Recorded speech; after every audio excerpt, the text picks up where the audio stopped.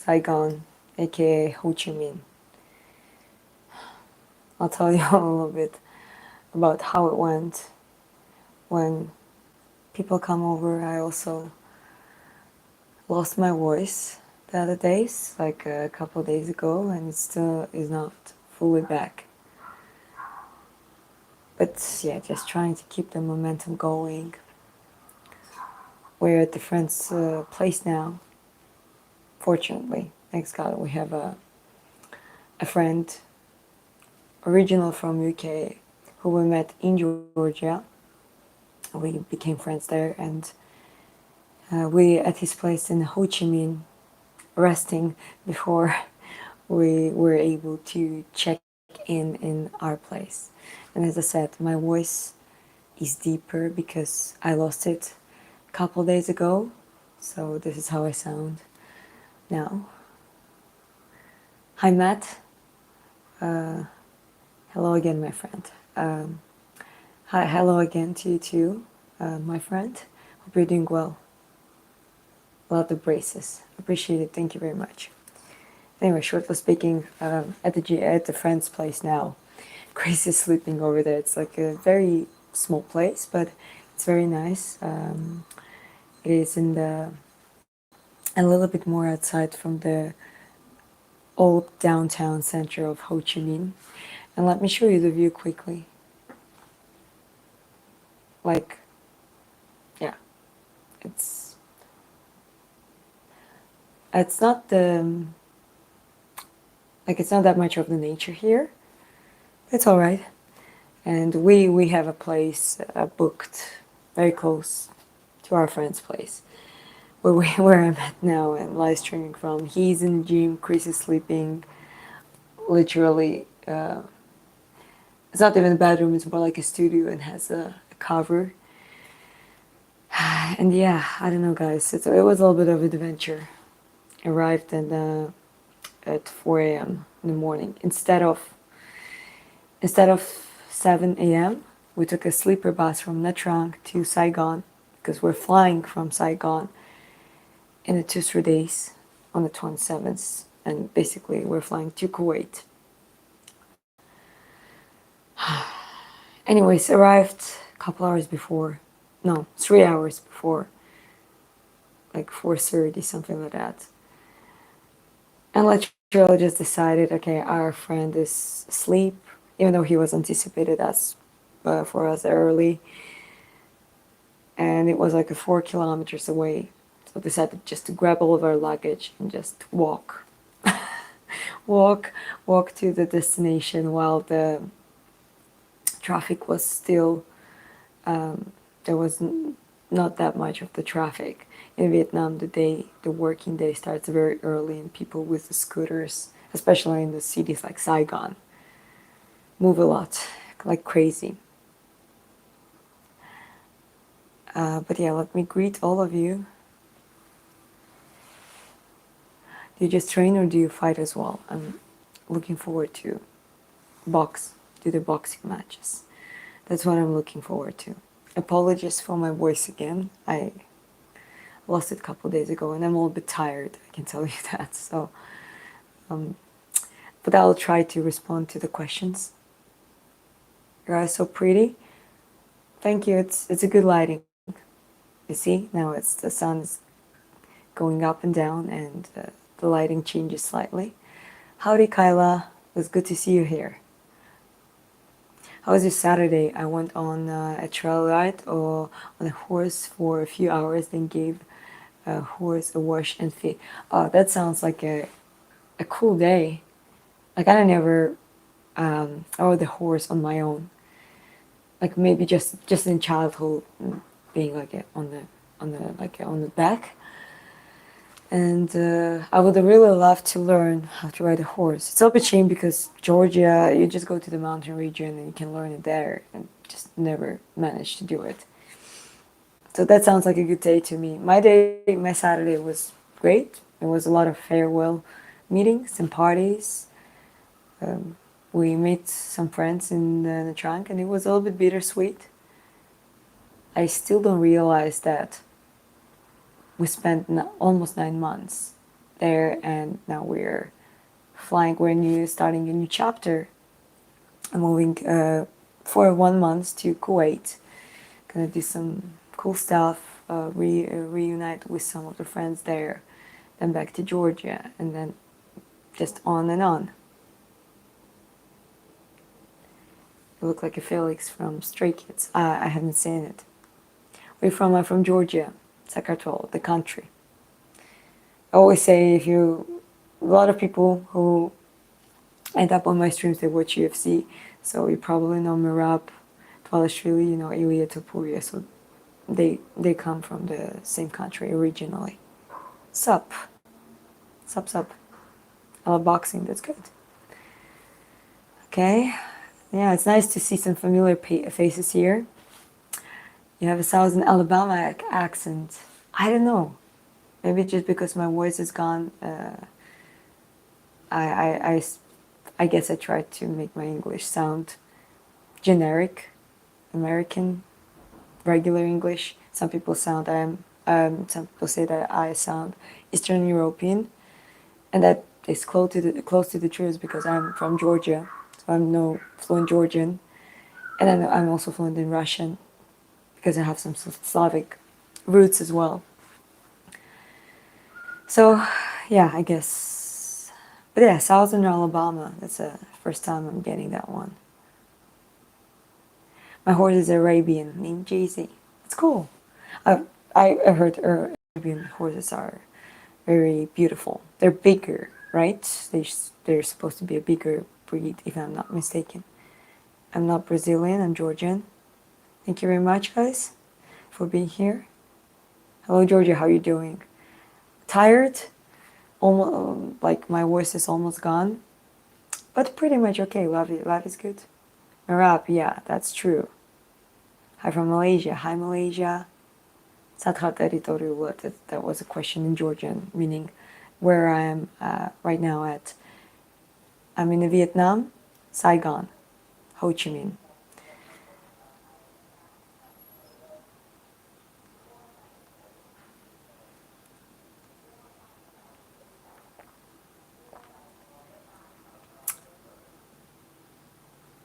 What do you do for a living? I'm a personal trainer for years. So basically my income is tied deeply with my lifestyle, which is training, doing sport. So I've been training both on and offline, and for the last 5 years, especially online, as a created like a remote setup for myself. But I also do, like, I can teach boxing. I used to teach boxing, train personally.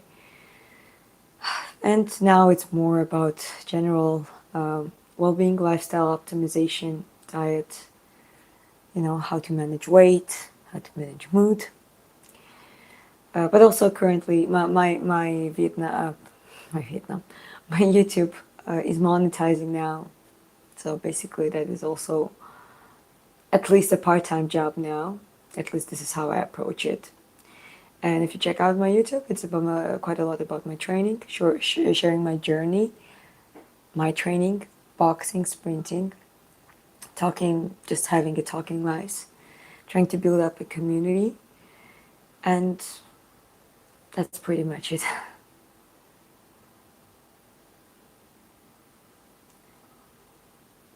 Gadmo Chicagoshi. If I end up in US, yes, no, we would be closer to San Francisco, but not in San Francisco. Anyways, there are some plans for us to go to US by our friend's invitation, to help him to set up his business to expand it in the California state. That would be amazing. The only issue is to get the visa approved for me specifically, because my husband is Norwegian, and for short term, which we would go in the beginning, short term visit, we would, just to learn and look how it works and that kind of stuff. So maybe in the future set it up, let's say in Georgia, and help to set it up in some other places. So that would be the main purpose, but also that same friend is ex-MMA fighter, so he's very familiar with local gyms and fighters and gym owners, and yeah, that could be a good opportunity for a more advanced training. But we'll see how that goes. Please, guys, don't spam. My moderators are not here. My husband is asleep, so no one is moderating. But like, I can moderate a little bit, and please don't spam. And obviously, be respectful.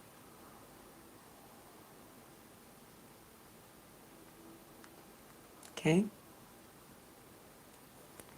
Do you think you could beat an average dude in a fight, like an average 170-pound dude? No, no.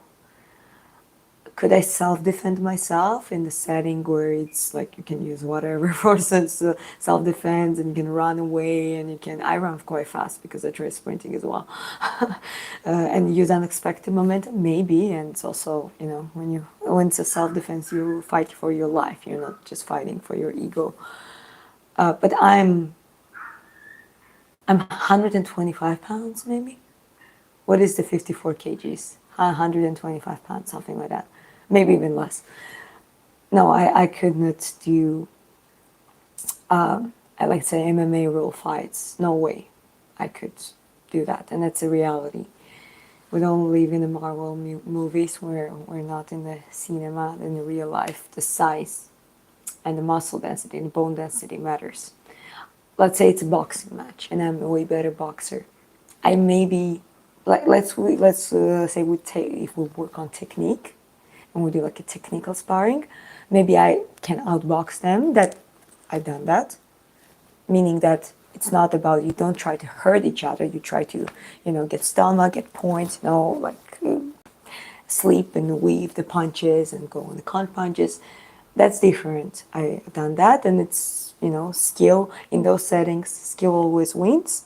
Or if we're talking about real skill fight, the brute force, the aggression, the size, the, you know, gender, testosterone, all of that matters. I'm from Georgia country, again, as I said. Oh, that's a good question. How important is the visualization in a combat sport? Very important. It is a sort of, it's a part of training. Let's say I don't train certain days, and like my approach at this point, because I'm conditioning myself up to the competitive level.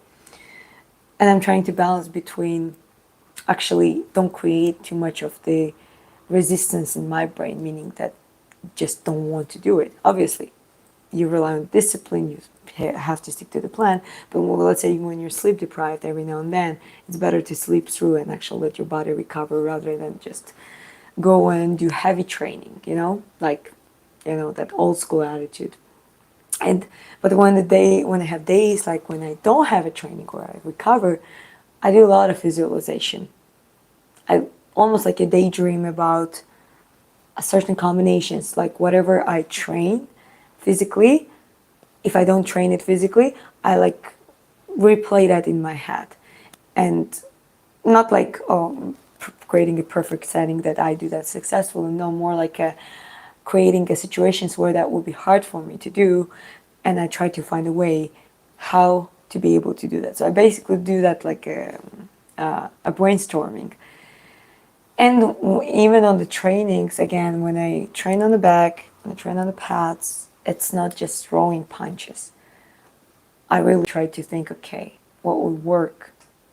Cutting distance, the way how you do it, you know, footwork, angle shifts, like shifting angles and all that kind of stuff. How that would, like how I would shift my body according to my height, my size, comparing to opponent, also considering my weight class. I'm not a very tall person, so even in my weight class, that would be a bunch of the taller girls. And even at that point, I do visualization before doing that combination. If you watch my live streams when I do my trainings, you can see that this is how I look and into it. And well, at some point, after, I think when I get back to Georgia, you're going to be able to see that, how that works in sparrings, how all of that type of work gives the results or not. Okay, hi everyone. ყველაზე ლამაზი გოგოები ყავს საქართველოს. The 12 challenge says in Georgian that Georgia has the prettiest girls. I mean, I don't disagree. I think Georgian women are quite beautiful. Namaste. Hi. Hi, Canada.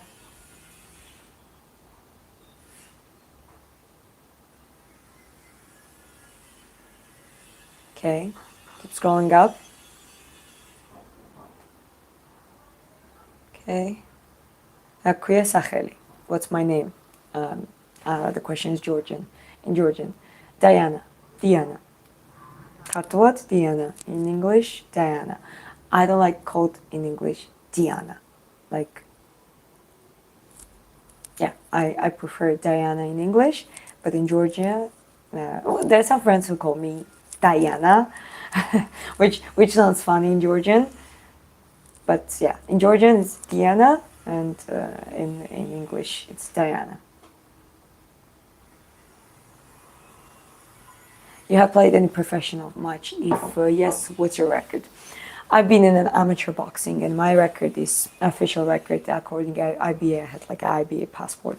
It's less than 5 fights. I won national championships, and well, ended up in the national team for a short period of time, and I had experienced one international tournament, but they didn't allow me to compete officially because I was 17, and that was 18 plus. In Dagestan, by the way, Makhachkala.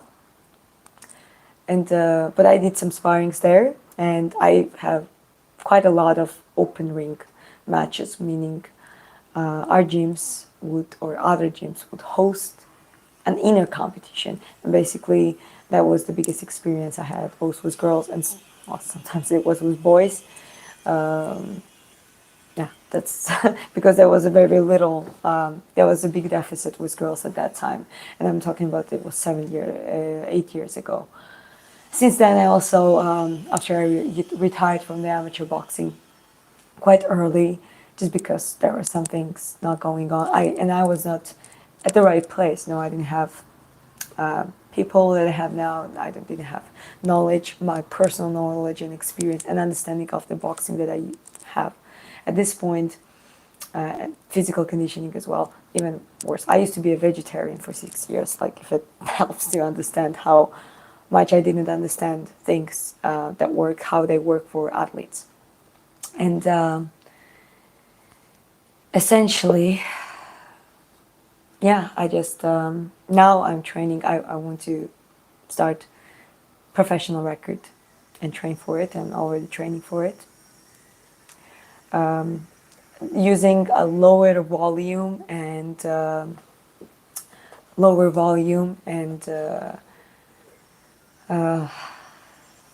high impact approach, meaning that, sorry, I'm a little bit tired, guys. Had a rough night on the sleeper bus on the way here, and yeah, didn't have enough sleep. But yeah, essentially doing consistently cardio training, VO2 max, and endurance training, boxing impact training for now, a couple times a week, heavy bag. Don't have a pad holders yet, but it's gonna get more technical sparring, more pad holding when I get back to Georgia. And everything else is all technique, footwork, a lot of like rope skipping, a lot of conditioning as well.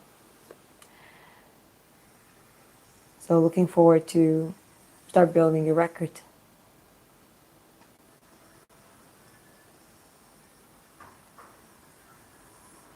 D, yes, people call me D, yes, that's true. They call me D in Georgia.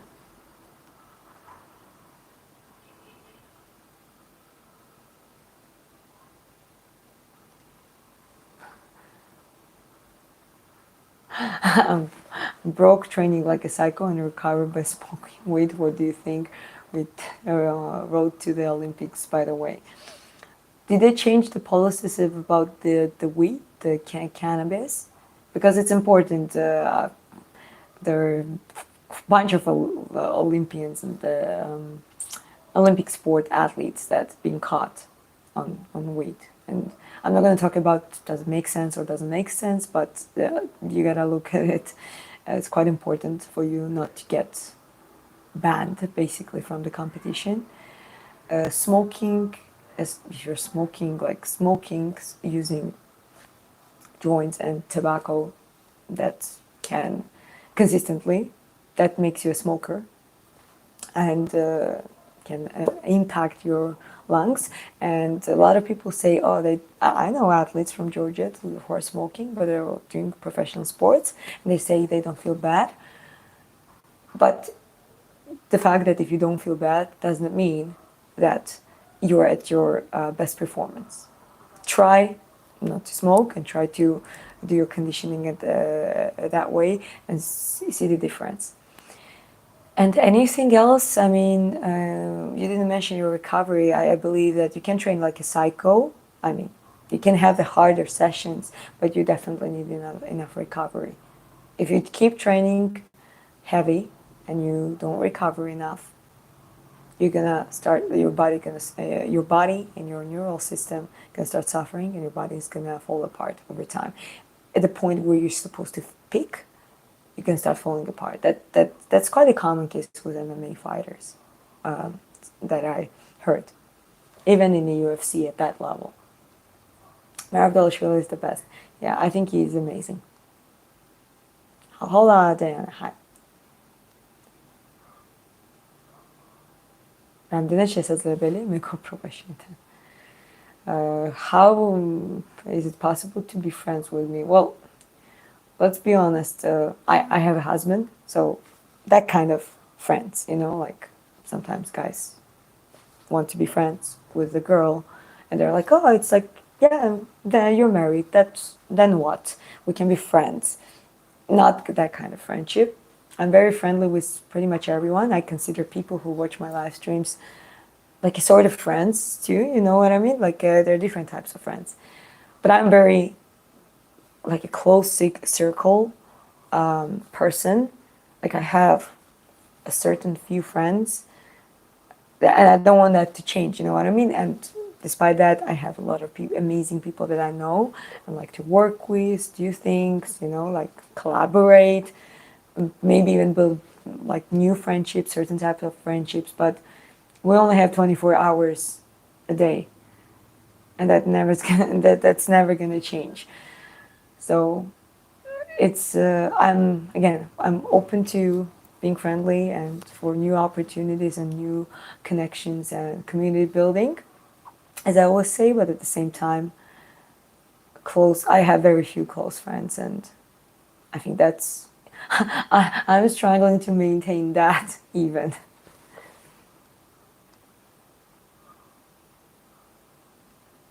When it comes to the other platform, as I said, Instagram is available on my YouTube bio, and honestly, as I said, like I don't really sit too much on Instagram or too much moving, too much like even live streams. Like I would do live stream or schedule or do live stream, and then like I don't sit and watch everyone like writing comments or something like that. I would like there's so many things going on, and then when I have free time, sometimes I'm like, okay, I need to respond to some comments. So that's kind of how I do it.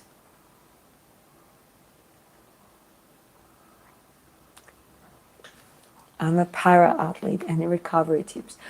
I'm not a para athlete, so I can't tell you exactly. Like things like good sleep, good diet, good nutrition, supplementation, impact training, and enough rest. Not apart from sleep, but also like a right periodization. Pretty much works for everyone. It depends if you're male. So yeah, I was about to say male or female because for female it's same cycle. But then a specific things depends there is like a sub categories in the para sports. So it also depends if there is anything specific that is you need your doctor's observation, and you need basically a specialist watching your long-term health being okay. So I would that's the only advice I can give. Did you saw that bug thing that was happening in the gym? That happened once. Like next time I went, they were gone. Pretty much at the same time. It was okay. So I don't know what was that.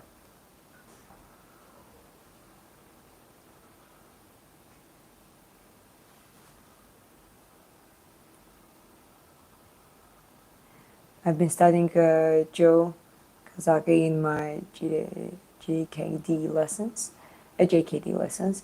Talk about amazing boxing footwear and ankles. Is it good for you? Betniri sheni me happy. My husband is happy. Thank you. I think he is. Okay, I'm keep scrolling up, guys. It's quite a lot, and I'm sometimes staying a little bit behind on answers. I apologize for that. What do you think about Canelo versus Crawford fight? I think it's going to be a great fight, unless Crawford just uses what he does, being a shapeshifter, as I like to call it, meaning a stance shifter, and just maybe outbox Canelo that wise, because it's not like I want to diminish Canelo's level. Canelo is a great boxer too, very powerful too. I think it can go that he just like stands his ground, works well, finds a way how to go through the Crawford's switching stances. If he does that, it should be a good fight. I see it like going close. But I also think that there is a chance that Crawford just outboxes him. You know, sometimes it's not about your power, it's not about your level of boxing, it's just about, I can tell you two stances is better than one. And I always kind of neglected it myself. Like I was like, oh, I'm orthodox, and I was stubborn about that you just gotta have to learn how to do a good job from your original stance.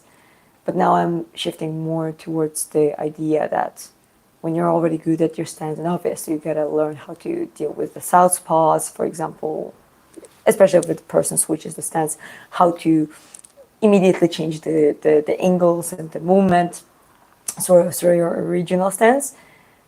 It's good to be able to switch stances yourself and actually to have that trained, because that can just create a new pattern, new combos, something that is not a lot of people do that still, both in male and female boxing, and I think that that can give you an advantage. So I myself working on it, and that's why I find it quite spectacular from the Crawford side, like being able to navigate it and just outbox their opponents. So we'll see. I'm looking forward to watch this fight though. Who is best, GSP or Kamaru Usman? Like, I mean, Usman is great. He's still active, but GSP is one of my all-time favorite fighters. Like both, always, like GSP's record. Like some people say, oh, he retired for too long, then he came back, fought Bisping, and then he retired again, kind of thing. But it's his right. We have fighters with different paths. Some stay longer, some stay less. But what I like about GSP is that he has a rematches. Whoever he lost to, he rematched them. And, despite things being, let me just send the message.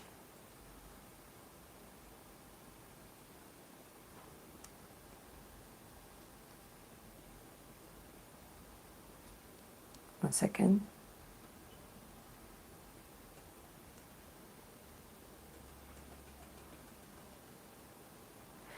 Okay, so as I said, his personality pretty much, his background, that he was like this one weak kid and bullied, and he like built himself up, and his balance between athleticism and like the skill set, and in his case it's more of the result of the hard work and combination hard work and the smart work. that I really like that attitude, not only just grinding for the sake of grinding, but actually trying to make the plan out of it, see your own weaknesses, try to get better at it, just play it smart as well. So yeah, GSP is one of like my favorite fighters out there.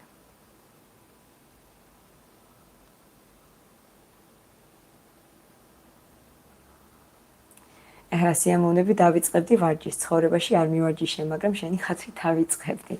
That was Georgian, ladies and gentlemen. And yeah, the Mr. says that he never trained in his life, but he would start for me, but just start. So many people, actually quite a lot of people already, at least few, told me that they got motivated from the live streams I've been doing, both talking about training and training myself, that they started finding their own routines, and some of them walking, like some of the started just walking and having like baseline activity. Some of them went to gym, some of them increased their level of training, and I think that's good, so you should try. You're married, of course you are. It just happened that way. I like you even though you're married. I think we need to start exercising more as people, liking each other and be open about it. Like liking respectfully, like respecting each other, liking each other for, it's okay to like a person, their appearance, but also with a combination with their attitude. There are so many people I like, but I like them because they how to say that, they cause me respecting them. Like I start respecting them, and that's also like I like when someone is respectful to me, so I respect them back, and I think that we should normalize that more and more. Okay, keep scrolling up. I was surprised on Crawford's transformation to the 167 obvious. It's crazy. Yeah. Changing weight both ways, cutting and going up, can be tricky. So that can play a factor, by the way. Just it's very important to see how the training camp went, how he just adapts to it, basically. Power ain't nothing when you're tired and clueless. I agree. As much as I put power as the second or third factor, like that really works on in the match. Let's say talking about boxing, but it works for MMA, I think, as well. But let's talk about boxing now. First is endurance and footwork, and those kind of go together. The more you can like even when you're tired, you're still floating on your feet, you move actively, you can control the distance, shift angles successfully, like it kind of it indicates on your endurance. So those two come together to me in the boxing. And yeah, I'm every experienced fighter I know, professional, who used to be professionals, I asked about that. They all say, like, if you're a beginner and you want to start fighting, doesn't matter it's an amateur or professional, you want to do a real fight experience on the ring or in the octagon, definitely work on your stamina. Technique, all of that kind of stuff, the fighting IQ that develops. But if your opponent is having better technique, they're just better technically, but you just wear them out and you're better at the end of the match, you are better with your stamina, you almost most likely gonna win. Also, when you gas out, that directly kills your willpower.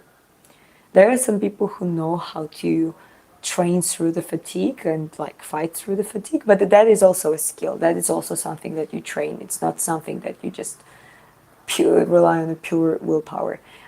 I just don't think that how it works most of the times. There might be some exceptions, but most of when it's like elite professional level sports, you conditioning, stamina, footwork in the boxing like is number one.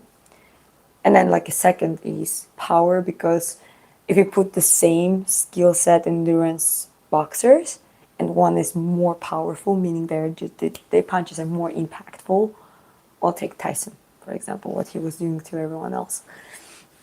That kind of can increase your level.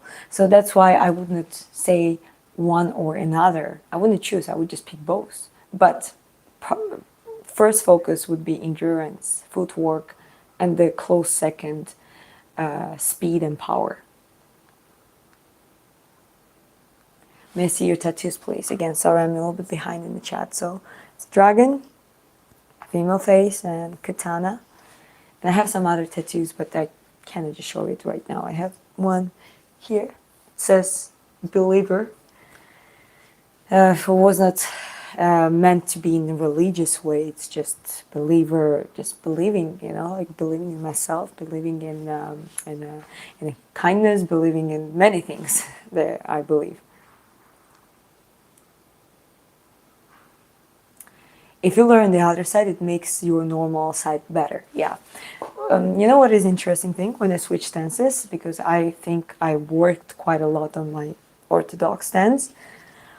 When I switch stance, like I can't even show you, what, I'll just show you approximately at least, like I would do like 1, 2, 3.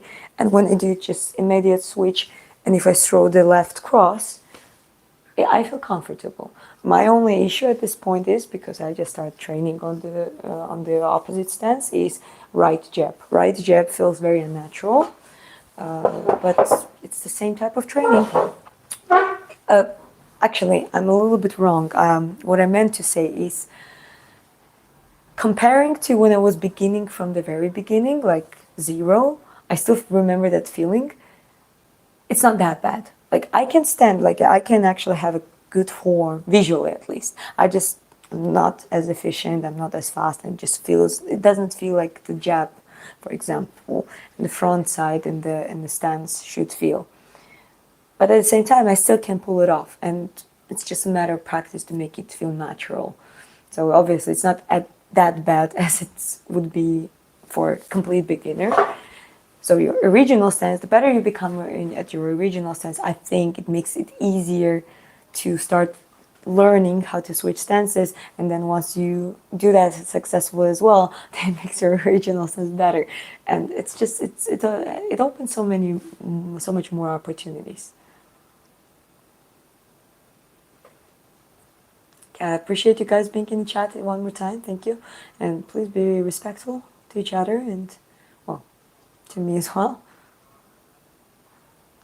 Okay. I'm married, yes. You're a kind person, please. Okay. You don't say things like after saying you're a kind person, then saying things like that. So that's, I'm just going to time you out. Put as a timeout, 10 minutes. Again, it's just to keep the chat clean, and when they're not my moderators, actually, Matt, you know what? I'm just gonna put you as a moderator, and again, it's no pressure. As a moderator, standard moderator, no pressure. But because Matt is one of the people who is consistently watching my streams and engaging and leaving very valid points, and sharing his progress in the live streams. So I just put you as the moderator, and if you feel like you can moderate it a little bit. The machine, mirror up the machine. Okay, keep scrolling up, guys.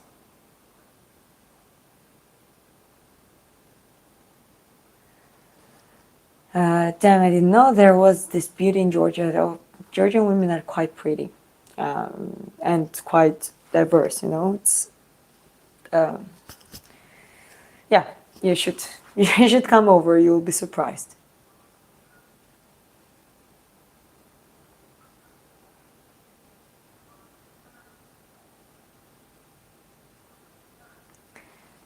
If you want to talk in English, then you need to know how to speak the language.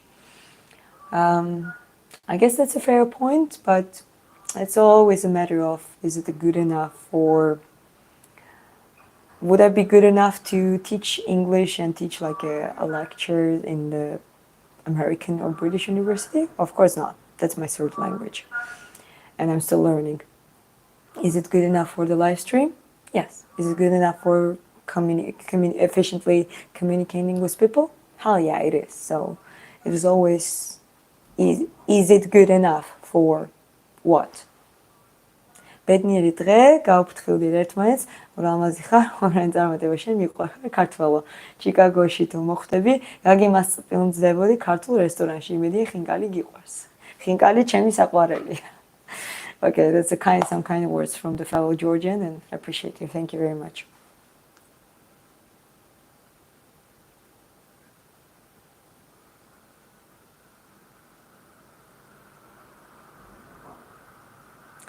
Well, live streams definitely been a good practice for me when it comes to English.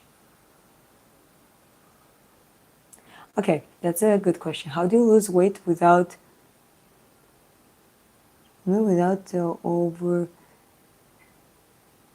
time to time? Okay, now I didn't understand the question. Without binging, I don't know what that means.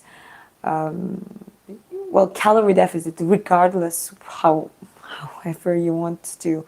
If you want to lose weight, you gotta have a calorie deficit.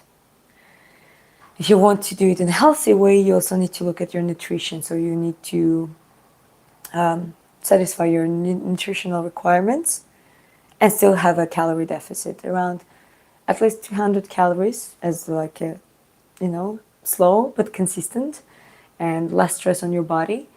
They're like a rapid, like a weight losses, which is just because of the higher calorie deficit. But again, that's not usually sustainable, because usually people, when they do crash diets, they enter goal weight, they achieve goal weight quite soon, but the body is not adapted and they don't know what is a maintenance phase, so they just wrap it back up again. So I would recommend try to do it slower. That's not gonna stress your body that much, and just look at it long term and it should be fine. But calorie deficit is like a main aspect. You cannot avoid it.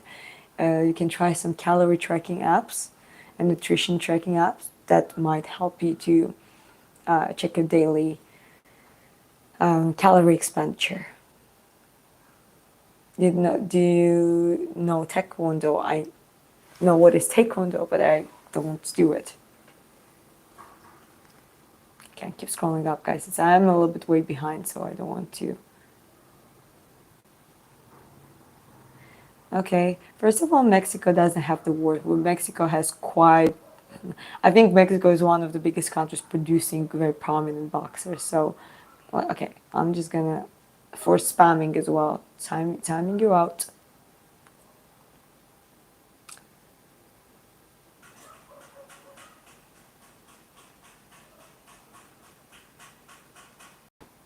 Okay, keep scrolling up, trying to read something. Everything's good. There's some Russian language here too. Pretty much everyone says, no, I'm not from Russia, I'm from Georgia. How old are you, by the way? I'm 25. Hello. Yes, I'm Georgian. Gamarjoba, yes, that's true. Okay, I'm all the way, finally, I'm all the way on top now. Ilia Topuria is Georgian and married too. Yeah, his wife is Spanish. Ilia was born. A lot of people don't know. A lot of people know that Ilia is from. He was born in Germany, and then his parents moved. They moved to Georgia for some time. So from like 7 till 15, he was growing up in Georgia, and then they went to Spain, and this is where they stayed and living to this day. But not a lot of people know about Ilia's mother. So In Georgian in country, like we really respect the whole family because they are vocal about, you know, quite vocal about Georgian, even though they've been, emigrated quite a long time ago. They're fluent in Georgian. They're supporting Georgians. They had some interviews. His mom, I think they even started writing like a book. So it was it's partial about Ilia, but it's also his mother's experience from the war. So she's a refugee from the Abkhazian War, 1992-1993, and yeah, like the journey. So her first husband and her brother died in that war. A lot of people don't know, but Ilia, both Alexandra and Ilia Topurias have two like half sisters from their mother's first marriage, older sisters. And yeah, after all that, like they survived that, left this, like a safety corridor, which was, a lot of people died there as well. So yeah, their mother went from quite a tough period, tough things in her life, and then she married after leaving Abkhazia, married Ilia's and Alexander's father, and then they moved to Germany, and this is where at least Ilia I know was born there. So yeah, it's quite, the way how they're rooted in some of the like fundamental like issues within the Georgian, which is like certain territories. So yeah, it's. I don't I'm not surprised why they had this willpower and like this will to both him and his brother, even though his brother just started UFC and started fighting in UFC. I think both of them worked hard, to just step up the level for the family and for themselves as well.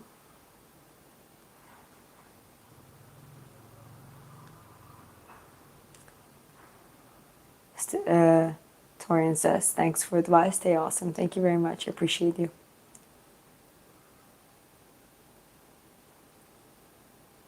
Who will win your Mike Tyson? We all know the answer. ქართველი ხარ? როგორ გადაგაწყდი? Like, are you Georgian? How did I meet you? Yes, I'm Georgian. გამარჯობა გია. Topuria next fight? Okay, who do we have as a contenders? There's Tsarukian, a party, but I think, do you think that Arman Tsarukian and Pimplet's gonna happen first? And whoever's win might fight Ilia? Geiji, Ilia versus Geiji. A lot of people talk about that. That might be the thing.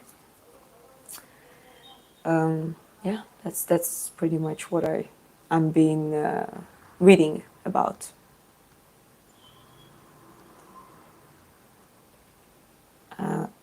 Okay, Henley, shout out to your birthday, but please stop spamming, okay?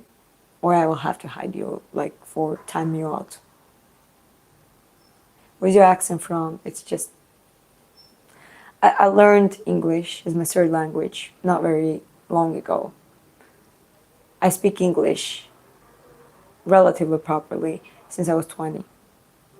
So I started learning it in pandemic quite actively, and it's just a combination of trying to make it generic, but also some my Georgian and Russian language influences, I think.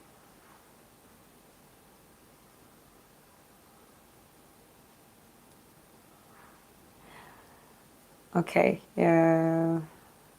I'm not a natural redhead. Okay, I'm timing out someone else too. Guys, just please don't spam. I don't like timing out people, but I just want to keep the chat clean. My ex-girlfriend was Georgian. Cool.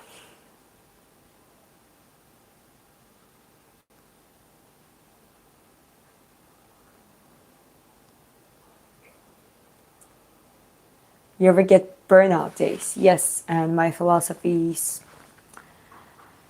It might not sound too much a championship mentality, but I rather listen to the science when it comes to the long-term preparation. So when I have a real burnout, and I'm not talking about feeling just a little bit lazy or a little bit tired. No, I'm not talking about that.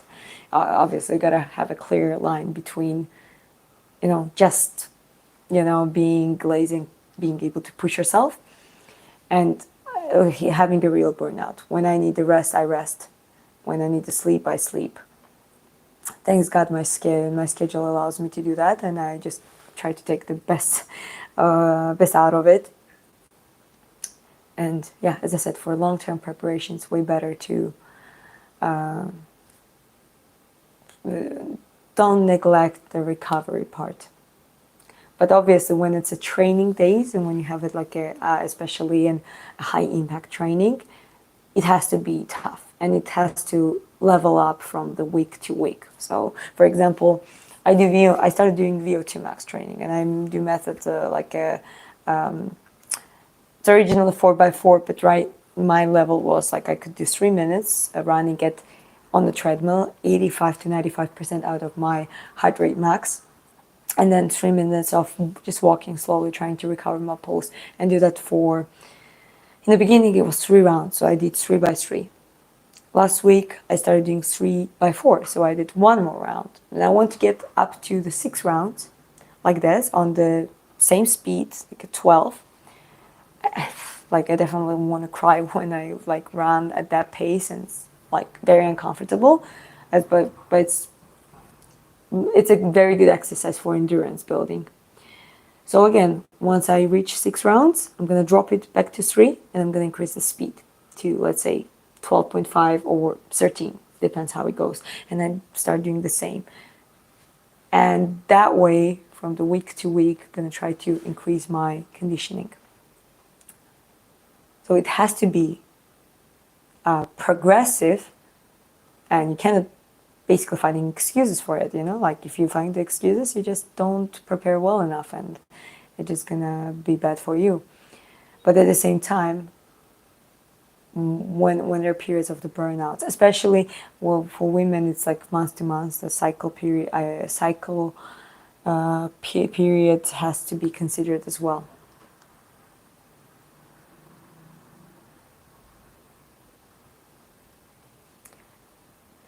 Yeah, Red is for sure intelligence. Got the look about you, Red. Thank you very much. I appreciate it. Hi, Todd. Thank you. So for taking the time for us. I appreciate it. I also do it as my job, and I do it for myself as well. But you guys are one of the best parts of it. Being able to engage with people and have a true communication. Actually, talk about some cool and even important topics. That is thanks to you. So I should thank you for being here. What do you think about the Jake Paul versus Tank Davis fight? Even though it's an exhibitional fight, it is a joke. Like, it really is. Even worse than Tyson between Jake, that it was like calling out the legend who is just, needs basically offering them enough money to do that, and basically a veteran. And I love Tyson, and I didn't judge him in the situation. I was like, okay, I'm happy to see him just looking good, being still quite fast, being better, way better at his 60 years old than a lot of other boxers at the same age. But when it comes to Gervonta Davis, like light versus cruiserweight, are you kidding me? Like, what possibly should we expect? I mean, no, Gervonta Davis is one of the best at this time. Like, technically speaking, technique-wise and boxing style-wise, I really like Gervonta Davis. I think he's one of the best of the all current boxers, and definitely hits some list of the all-time too to me.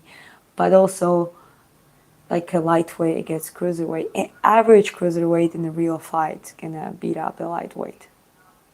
The reach difference, the height difference, the size difference. So it's one of the another staged money traps, but it's also a disrespect to the sport. Boxing always been rigged. Don't get me wrong. There was mafia involved, and it was quite heavily involved in boxing throughout probably all the boxing history. But there was always like a certain lines, that hasn't been crossed, and now it's just being crossed. That's how it feels to me. Do you travel to Australia? Australia is expensive. Not at this point, but maybe one day. Why is this life? Well, keeping the momentum up. Usually I stream my trainings and, well, try to teach some stuff and share my experience, but not sometimes, quite a lot. Me and my husband travel, and sometimes it's just talking live streams to keep the momentum, keep up the momentum. How old are you? I'm 25 years old.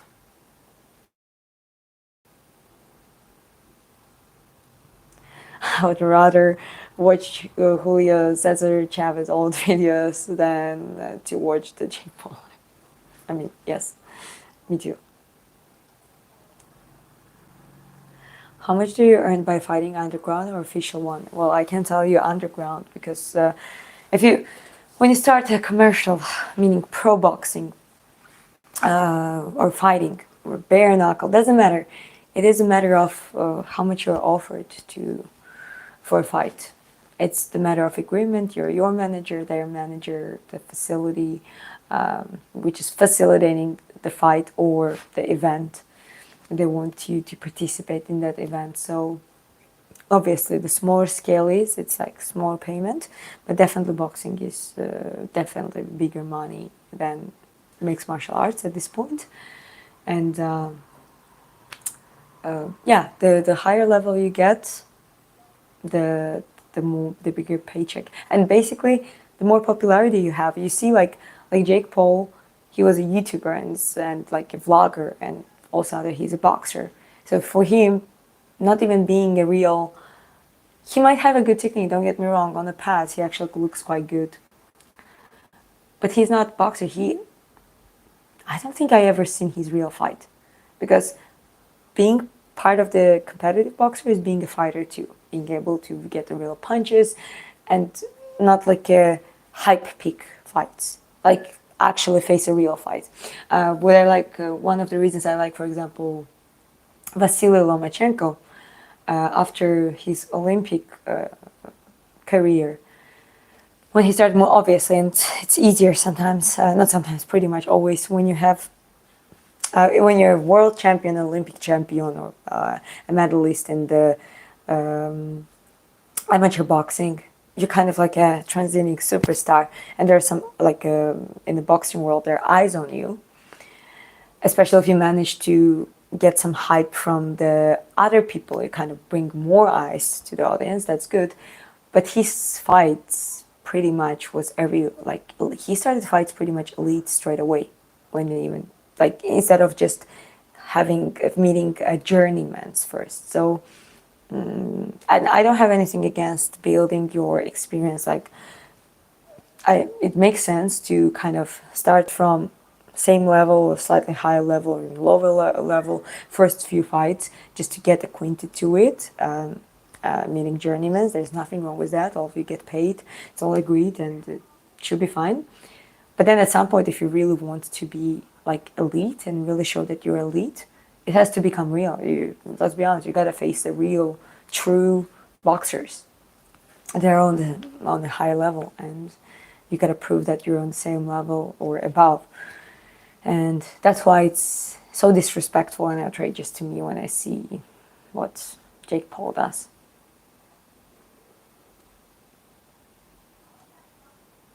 And also they try to make a big deal out of it. Like, he watched Gervonta Davis knocking out. Like, wow. Yes, but you're a cruiserweight. Like, what? Are you gonna beat a small guy, or a small guy gonna beat you? Like it's it's crazy. Where's your accent? Again, mix of many accents. English is my third language. My Georgian and Russian language is probably affected a little bit too. So it's, I would say, Eastern Europe.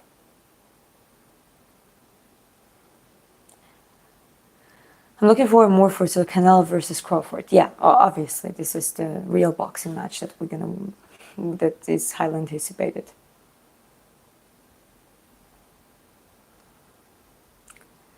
Yeah, next year Thailand. Me and my husband probably going to come to Thailand. Not next year, but whenever we come to Southeast Asia. You look like a Becky Lynch. Every live stream, at least someone says that. You like Mexicans? Yes, I like Mexican boxers, and I have some Mexican friends, so they're very, very how to say that? Very warm and very spicy people. Tom, if you were exposed Jake Paul. Yes, but that's the thing. Jake Paul doesn't really take time for, like, if he would want to, what he would do, he would transit from skill learning and like technique building and endurance and all that kind of stuff, conditioning, to a technical sparring, and actually gradually get used to a real sparring, and every now and then have a real, like, a heavier sessions, and actually would be able to do things that he does quite well on the pads. That's a whole separate phase. Kind of put that package out there and make it useful. That's what I'm trying to do. Like, I haven't sparred in 2 years. I've been doing like a sparring partners. I trained as a sparring partner for others to prepare other girls, even after retiring. But then, since then, like 2 years, I haven't done it at all. And I know exactly that I'm kind of not used to it at this point. I need to get back to that groove. And it's like a specific preparation for it. But like, he doesn't do that. He just keeps it fully staged. It's almost like a WWE.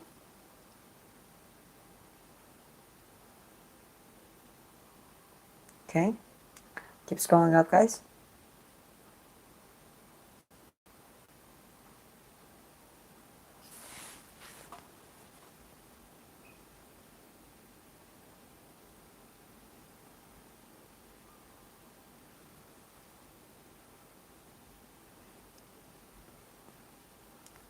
I don't know, look at the Jake Ripper. Who has he fought? He has not fought Tomato Cans. Well, he definitely didn't fight. He fought some MMA strikers. He fought some people who are retired, legendary boxers, but the ones who are retired. And now he's fighting a completely different weight, like a lightweight. I mean, come on. I'm not saying he doesn't have potential, though. I just said about it that, like, if you would willing to go through that transiting preparation phase, when you take your technique, everything you learned, and start putting that into practice on the training sessions, and gradually build that up, that would be different. I think he could do quite well, but he's just not doing it.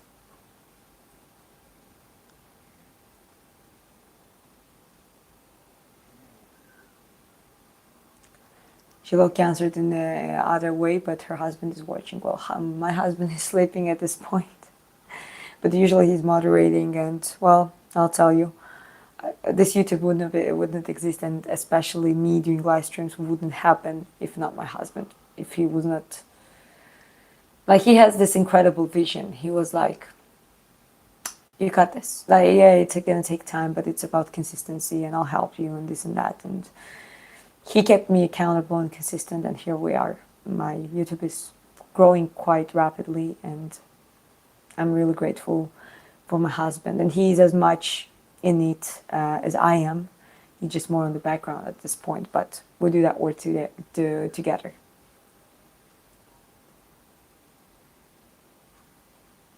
Okay, keep scrolling up.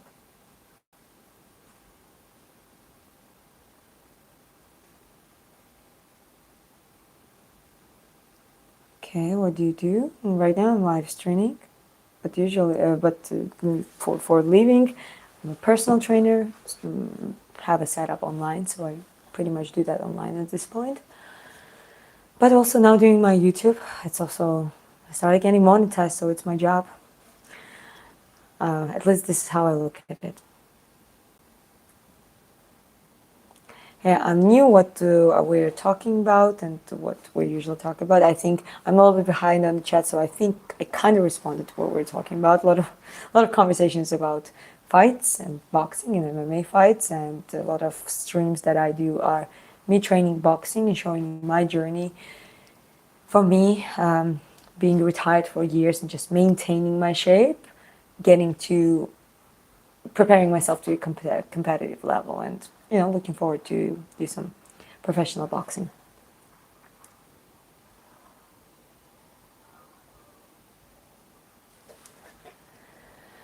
Jay Paulo, let him make his money. He done all right for some aspects. Well, he's willing, he's free to do whatever he wants to. It just doesn't mean that I have to justify it or agree with it. I said my opinion. I think it is boxing, like being rigged, considering it always been rigged, never been that outrageously rigged. There were some matches, like there were some experimental matches, men versus women, which proved that women shouldn't fight men. And I think there was Ali's exhibitional fight against a wrestler, boxing versus wrestling, and this guy was laying down and hitting Ali's legs, and Ali just couldn't do anything. So yes, we have like experimental matches. And basically, this is how ultimate fighting style, like fighter, was created, and this is how we have UFC essentially. So, yes, we had matches like that, but just to see certain things, it was more for fun, and everyone knew that it was for fun. Now it's more like, I don't know, man. It's just like everyone knows now that a lightweight struggles against the heavyweight. Everyone knows that men versus women, it just doesn't work. One of the female great boxers, kickboxers, and Muay Thai fighters was Lucia Riker, and she fought a man. She was knocked out flat, despite her being one of the greatest at that time and dominating females. So it's kind of like, okay, now is Jake Paul doing the same just for money to, make his money? We're living in a world that now it kind of became like, okay, let's do OnlyFans. Let's just, it makes money. Let's let her or him make money on OnlyFans, or let's just do a clickbait content, spread the fake information. Let's just make money. Oh, just making money. Like, what's wrong with it? Like, I see there is something wrong with that kind of attitude. But it's my opinion, so we're all entitled to have our own opinions. Are you guys in an open relationship? No, we're not. I'm from Georgia. How many push-ups I can do in a row? I don't do push-ups in a row. Maybe 15, 20. I do more like a explosive, go slower, and I would stack up the weight and do less than 5 repetitions for the strengths. So I don't do repetitive burnout push-ups at all.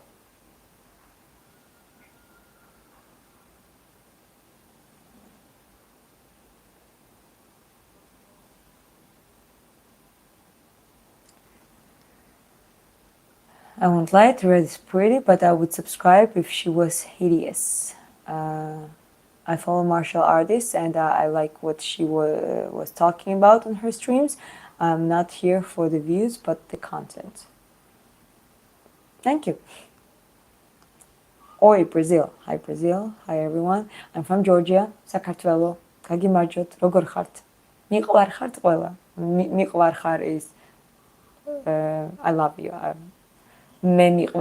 love you, or miqwarhar, love you. Love you guys.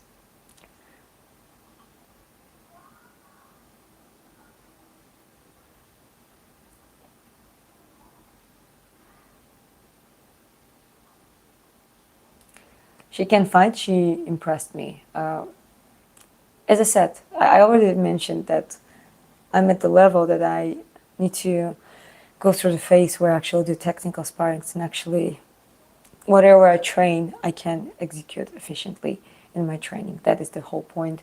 But I really try to work smart. It's not just relying or whatever, or trying to be delusional. Trust me, I'm trying to be as realistic as possible about things. And at this point, I'll be honest, if you put a good boxer, a female boxer in front of me, I would probably struggle.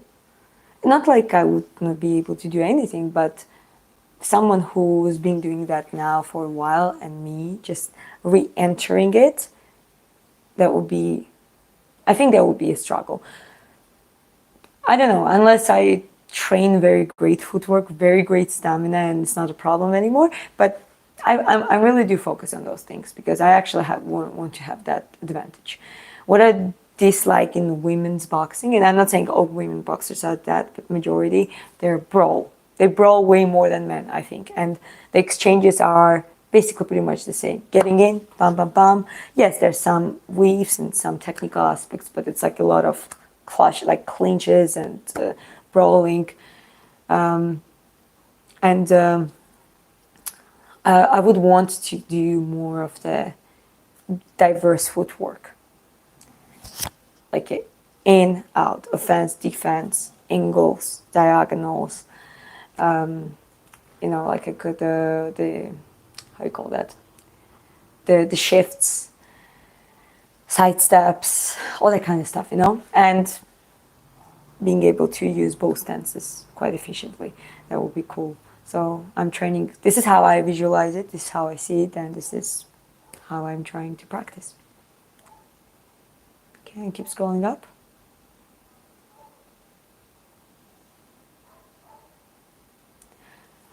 If you're a boxer, she needs to focus on the fighting techniques that don't build bad habits for boxers to have. That's a good point. Relearn the habit is a tough one. I had that issue in my amateur period. I didn't have like a coach. Yes, I was in gym. There was coaches and there was like a national team coaches, but there was teaching in Georgia at least. They were teaching at that point the same style, like Soviet style. But I'll tell you, the long distance Soviet style doesn't work for everyone, especially for shorter boxers like me. So I was always struggling with just getting in and efficiently leave the impact because I would, like before I would even reach, I would get hit. So then, surprisingly, after I retired, but I never gave up on boxing. I always loved it, so I decided to go, I'm going to just keep training and try to focus on technique. And whatever happens in the future happens.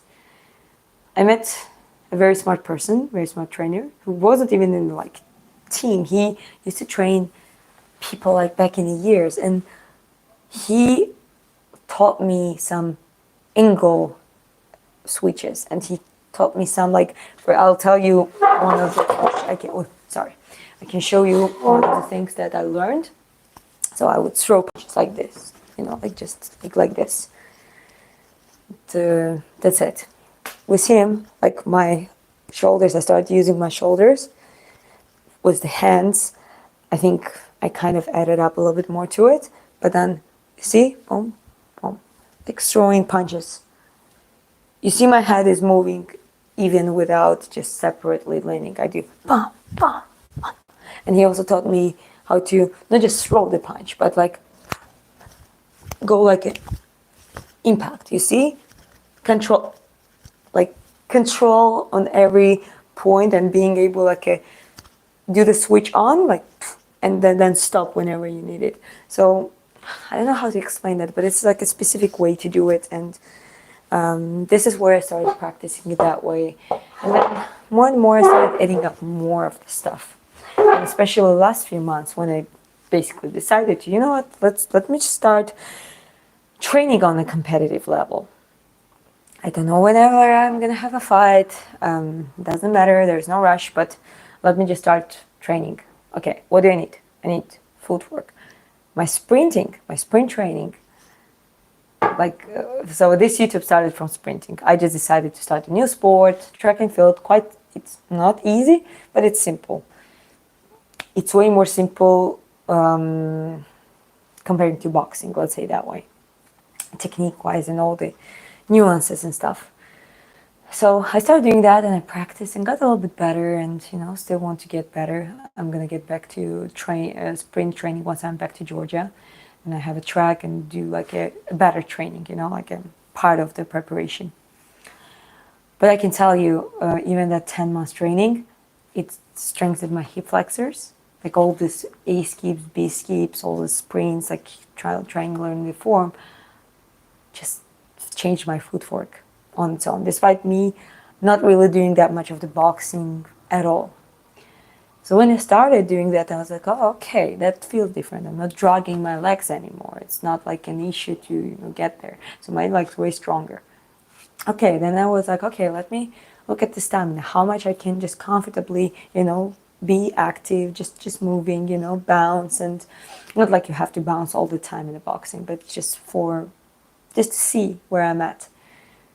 And well, apparently my stamina was also a little bit better. I was like, okay, well, but still, those are aspects that I need to focus even more on to just be as efficient as possible. So yeah, this is how I started, and I started doing more of the live streams with the boxing training, and it quite kicked off actually. Yeah, I keep scrolling up, guys. I appreciate you being here again.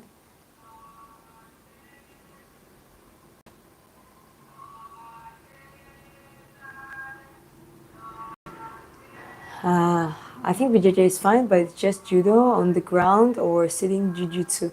It's not actually from Brazil. Yes, it's originated, so it's a Japanese jiu-jitsu, and there was like a vague distinction, like in the 16th, 17th centuries.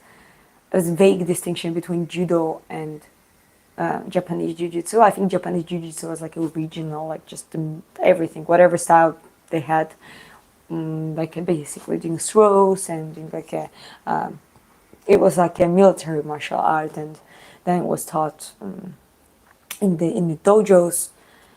Then judo kind of separated slightly, so it was focused more on the throws through the hip, like like the way how you can see the difference between.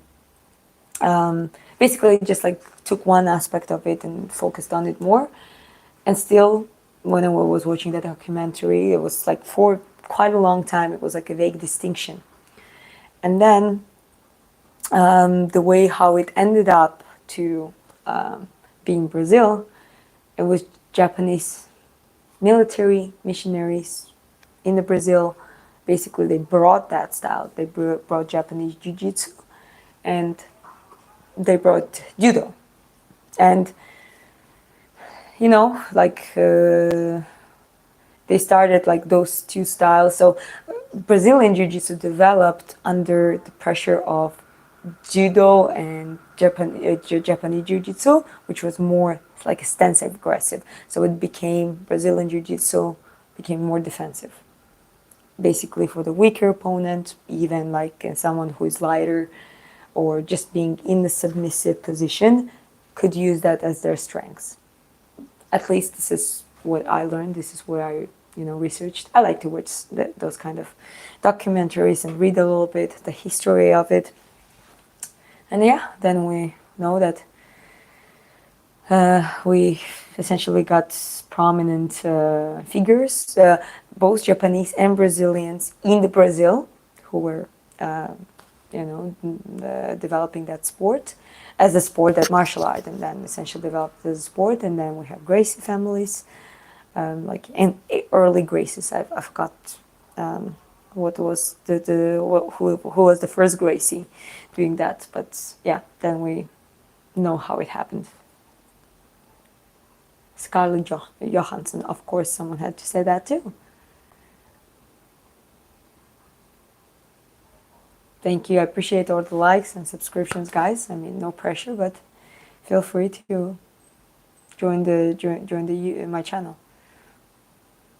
How old were you when you started boxing? I was 15, I think, 15 or 16.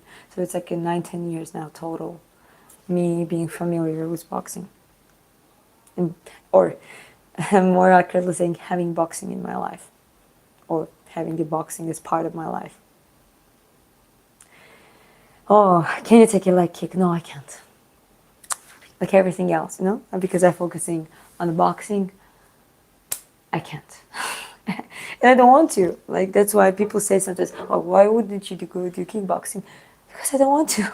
I don't want to get kicked in the legs. And this is kind of a negative side of it. Like, if you want to do MMA as a boxer, you have to relearn the striking slightly, and obviously learn the leg kicks, and get acquainted to it, and also wrestling. And wrestling, Ilia Topuria said it actually himself, that based on his own experience, but it's way easier to start from wrestling as the background, develops amazing strengths, flexibility, agility, and obviously the skill and dominating sport. Obviously, combined with the jiu-jitsu would be even better. And then you add up the striking, like in the teenage years and later on.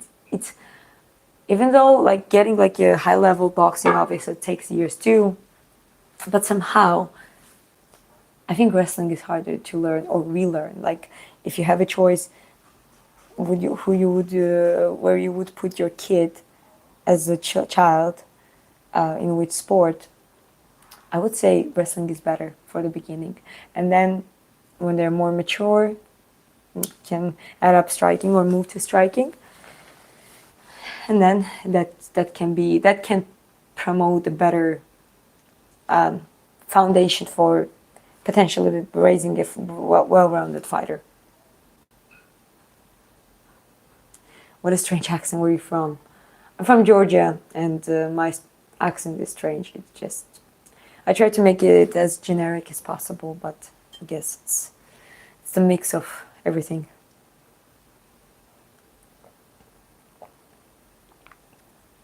Before Graces, there was Augustus. Graces are just, I think everyone knows Graces. Even if you don't know Jiu-Jitsu, you just know MMA, and you know that. You know Gracie families. So, Augustus, I will look up, was that? Actually, let me screenshot that. Okay, screenshot it. But yeah, also guys, if you have a certain knowledge regarding those topics, feel free to write it down and let us know as well. So me and others also learn about it.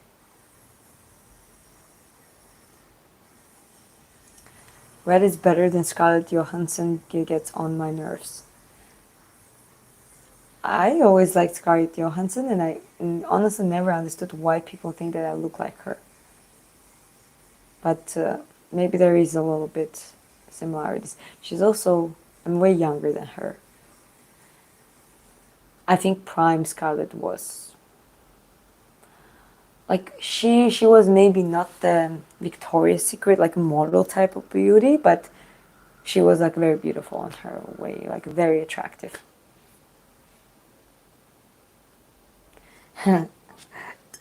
Oh, I gotta try to prove that it's water, but some people might not believe me because they would think that it's still vodka in a water bottle.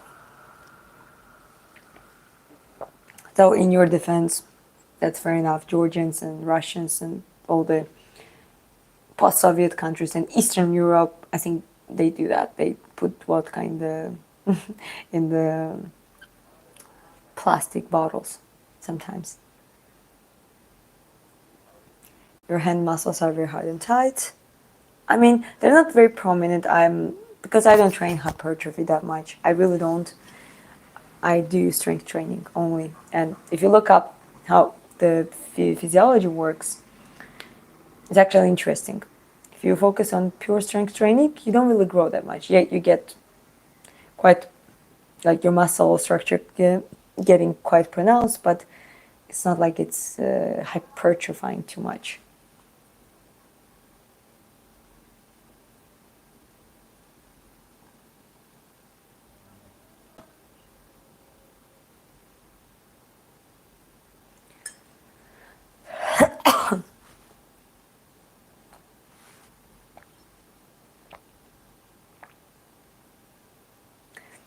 Georgia is a country, but it's also a state here in the USA. She means the European country, Georgia, yes. Someone told me once, but you gotta stop saying, oh, Georgia, not the state. Because I use that as a joke. Georgia, not the state. Because we all know what is Georgia. We all know Mirab and Ilia. And I was like, okay, maybe my audience know about the country, and they actually think about country before the state. So I stopped saying that. But usually I would clarify that it's the country, not the state. Where your accent is beautiful. Where are you from? From Georgia, as I said. Would you train me in Bulgaria? Well, I do online trainings, so feel free to email me, guys, if you want to do some work together. But at this point, I'm in Southeast Asia, going to Kuwait and Georgia, and then hopefully US if everything goes well. And yeah, it's going to be quite of the traveling for some time now, guys. You know, a lot of opportunities coming, a lot of new people, me training and being quite excited about my journey and sharing my journey here on my YouTube platform.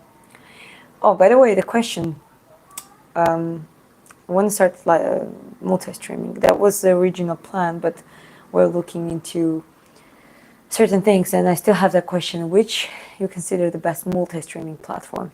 I know Streamlab for the phone, for the Android. That's important because I don't use PCs at this point. And for me, it's way more comfortable to have it efficiently in my phone. So I tried Streamlabs, I have it. I just haven't tried the Pro version. And yeah, please let me know if you think it's worth it to be able to live stream on YouTube, Twitch, and Kick, for example.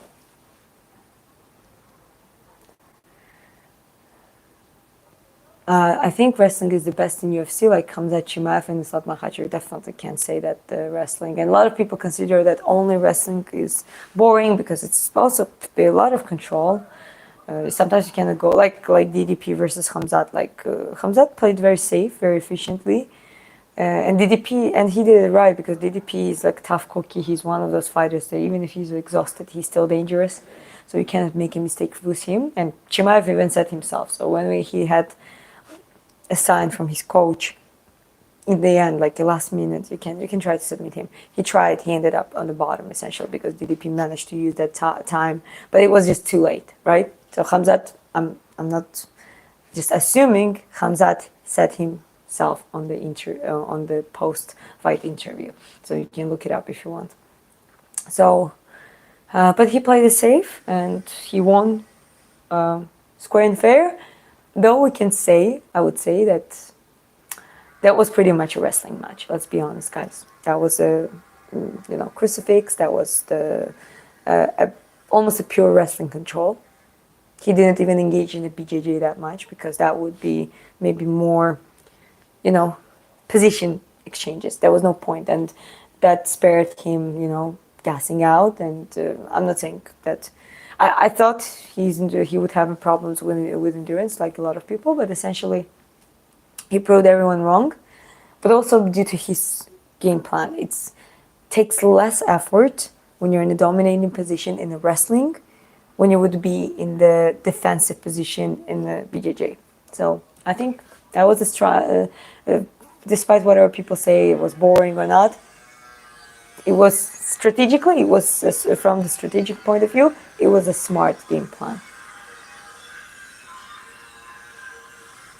I also think wrestling is a better entry for MMA, but you better learn striking at some point or you will get creamed. Yeah, I mean, okay, there's always going to be someone. I think that we're going to get more Ilia Topurias and and Islam Makhachevs, essentially, who are efficient in the grappling and the striking as well, and they just get going to dominate. So mixed martial arts are evolving to that point. So I agree that striking should not be neglected. It's just, I think, if we're talking, and it's safer for children to start from the wrestling, to me. They're flexible, they don't get hit in the face too much, they just do that. And then gradually you just set up striking. And I think it can be simultaneous too. It's just, giving way too much value for a kid, like I were talking about 3-4 year old kid. It needs to be playful and it still needs to be easy. That's why I think it's better to add up striking a little bit later on, but not necessarily way too late.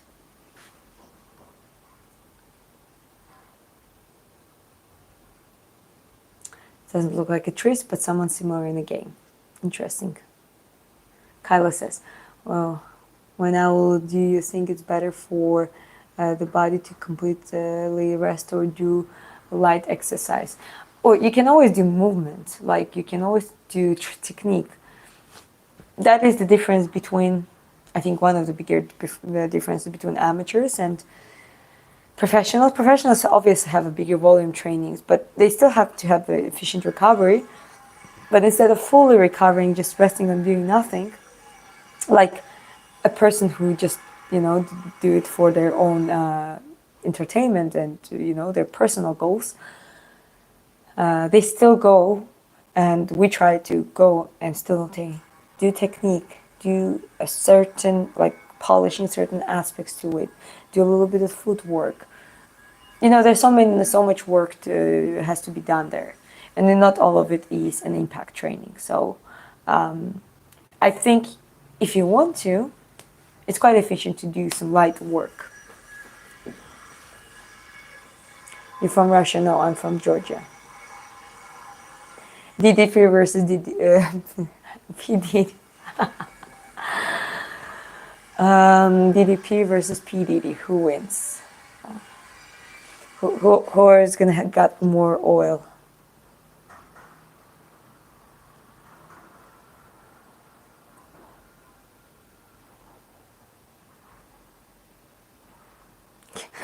Conor McGregor versus Hamzat at the White House. Well, McGregor couldn't do anything against Khabib's wrestling, and well, a lot of people argue now that Hamzat might have even better level of wrestling. So, and he's also bigger. So, I don't think so. And I'm talking about prime. Okay, I was considering prime.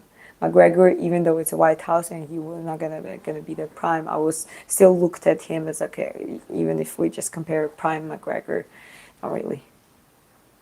If it's a striking match, no wrestling, no grappling, still Hamzat is, I think, way too big for that. He would be like a weight bully, so it's not that easy.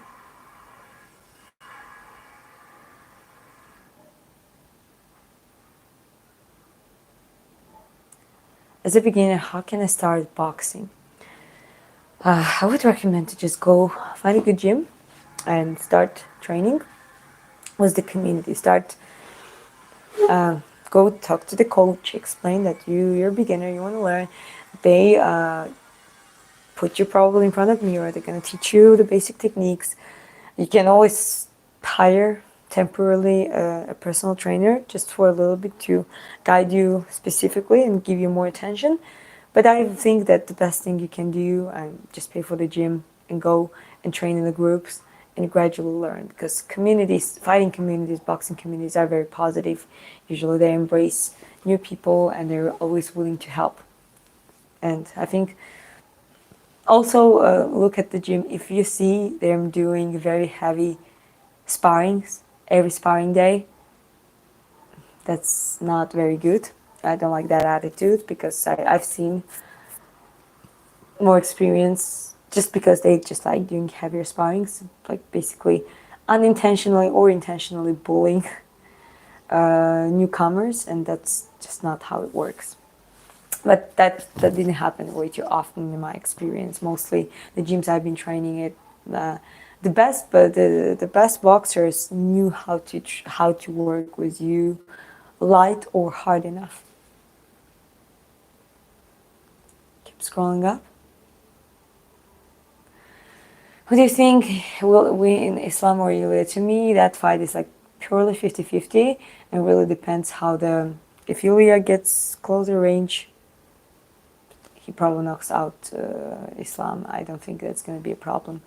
But Islam is a good striker himself, and he He has the height advantage, he has the reach advantage. He could, if he successfully works on the distance, if he does a lot of takedowns and the ground control, maybe even has his, don't forget that Ilia also has a wrestling background, so it wouldn't be that easy to do that. So I think it would be quite entertaining to see on the ground. But he would have probably a little more advantage on the ground, higher chances for submission and or winning by decision, like split or unanimous decision. I don't see the fight going that easy. I think both of them are tough, and it would be for Ilia. It would be hard to get through Makhachev's like arsenals, whole technique arsenal, and for Islam, it just also gonna be not that easy to submit Ilia or anything like that. So to me, that fight is 50-50. I see kind of scenarios, okay, what they would try to do, but again, it would be quite a hard fight for them, and I think that would be very entertaining. I hope the fight happens, though. What's the difference between Russian and Georgian? I mean, culture-wise. Well, Russia is a big country, but originally, the bordering, Western Russia, is Slavic area, so there are a lot of Slavic rooted people. Georgians are Caucasians from Caucasus Mountains, like similar-ish to Dagestan and Chechnya, except that we're Christians in the region. I think we and Armenians are the only Christians. Everyone else are Muslims surrounding us. And yeah, there's quite a big differences in the culture.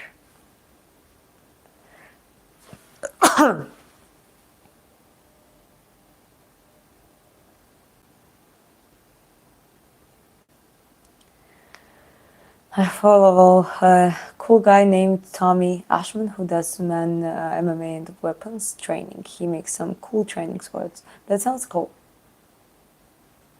Are you a boxer? Yes, I am. On my way to getting back to competitive boxing. She's not an MMA fighter, maybe she's an MMA fan. Yeah, let's call me an MMA fan. I'm not an MMA fighter. Boxing? Yes, I say and show my journey, basically how I get ready. I want to do some professional fights in the boxing, so I'm training for that. But when it comes to MMA, I'm just an enthusiast.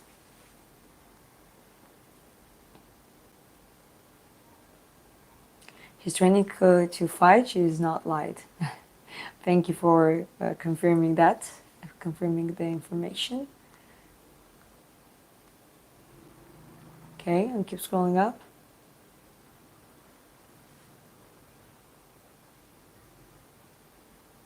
But Volk versus Islam, first match, Islam did not look like he had the height reach advantage. There is a little one. I'm not saying like he's way bigger, but even small reach advantage is a reach advantage. So if you use it correctly, that can help a lot.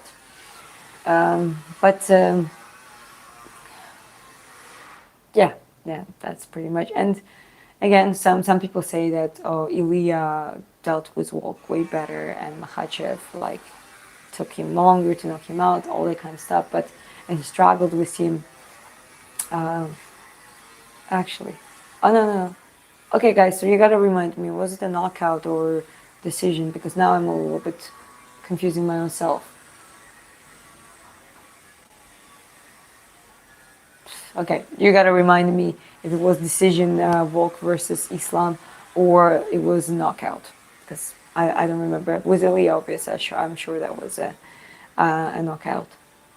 But anyways, the point is that MMA math sometimes doesn't add up, because it really depends on the psychological factor, physical factor. Sometimes the preparational camp doesn't go well. Sometimes the weight cuts just to wear you out, and it just, very tough. Sometimes something else happens and it just wrecks you off. So yeah, I don't think previous fights, like it determines certain things, but it also doesn't determine everything because fighters, so, especially the ones who tend to learn from their every fight, and they're usually developing new skills and developing their game. They always offer something new, and as I said, different factors can play the role as well.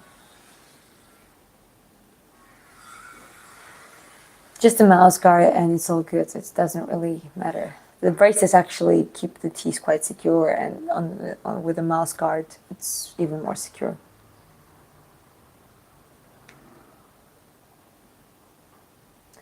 Okay, happy birthday.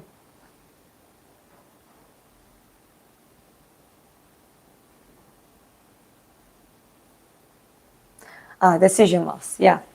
Yeah, that's why I stopped, because it's like knockout. No, no, no, hold up. Like there was this, I was not sure. So, okay, Google says UFC 284 was a decision loss for Volkanovski, while the rematch at the UFC 4 ended first round knockout loss for Volkanovski. Yes. Okay. Yeah.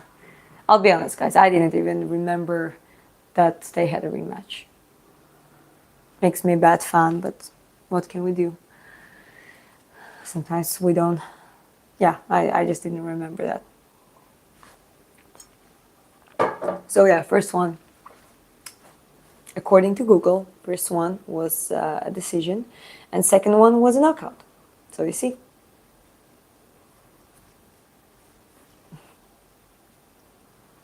Really hard to follow the MMA mass.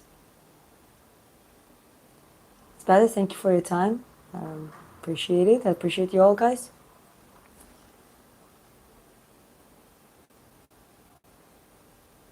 Yes, I'm married, guys. That's a good point. Thoughts on Tarikian versus Topuria? My thoughts on Tarikian is I try not to be personal with the things, but there are certain behaviors that I don't like. And after his first loss with Makhachev, they had rematch scheduled, and that's like you having opportunity to, prove everyone wrong, and you pull out because of the back pain. And then Dana White on the conference, he said he didn't say anything about back pain. He said basically Tarikian didn't make weight. So okay, they're just, to me there was like two options: rather he's a duck, or he's irresponsible. Like how impossible. Like when you have a title shot, like a second chance to do that rematch and do for the title shot, and a lot of excuses around that, like pulling out like a few hours before, like a day before or something. So, and then after that, he like kind of talking shit about Ilia, or he would like do easy things with him and stuff like that. I mean, and Ilia said, and I think Ilia overreacted. Like, I think I like the attitude that whoever they put in front of you, you just walk through them, and you don't avoid anyone for whatever reason, even if it's just a personal. But Ilia basically said that like he wouldn't give a chance. He would even give up the belts, and it really sounded like he would have. But knowing Ilia's attitude, he's just like Ilia is literally begging almost. He was begging for not begging, but like he was literally moved up for Islam to fight directly Islam Makhachev because he thinks he's the best in the division. And when Islam moves up, he doesn't call him that. Ilia was saying with his own words that he thinks he was tired making weight, and it just logical that he moved up. Same as Ilia was tired to make a featherweight, that he moved up. But also, so he was kind of like, no, I'm not gonna fight you, kind of thing. Like you didn't deserve it. Like you fucking bailed on the second shot against the title shot against Islam Makhachev. This is where Ilia would want to be. He would probably want to be instead of the Tsarukian's place. So, but I think he shouldn't have had said that. And a lot of people after that started saying that, like, oh, Ilia is ducking Tsarukian, which I don't really think so, because he still wants to fight Makhachev. The reality, though, is he's going to have to face. I think probably next is going to be Geiji, because Geiji, yeah, at least a lot of people I heard were saying that the Ilia versus Geiji, and Tsarukian versus Pimplet, like that fight possibly could happen. And probably who is the winner would be an ex-contender, and that sounds interesting. Like Pimplet has his own beef with Ilia, Tarikian has his own beef with Ilia, and well, Ilia, whatever he wants to do, especially after moving up from the featherweight, yeah, he got the title shot. He walks through the division, getting his belt, but he vacated it straight away, went up to fight Makhachev straight away without any title defenses. And I understand people were like, no, we want to see some title defenses. Well, that's his time now to do the title defenses in the lightweight. So he cannot just keep moving up, like, just chasing Islam or whoever. So I think, yeah, Tsarukian, like fights with Geiji, Tsarukian, and potentially Pimplet, gonna happen at some point at different times. I hope Islam versus Ilia happened at some point, even though like Islam was like, why would they give chance to this little man, referring to Ilia being small. But yeah, I don't know. It's at the end of the day, it's not only what they talk about, it's what the Dana White decides and what the organization, what people want to see.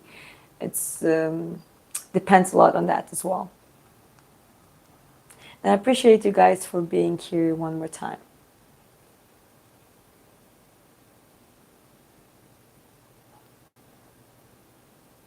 Ilia and Dana both said that Ilia probably isn't fighting until February next year.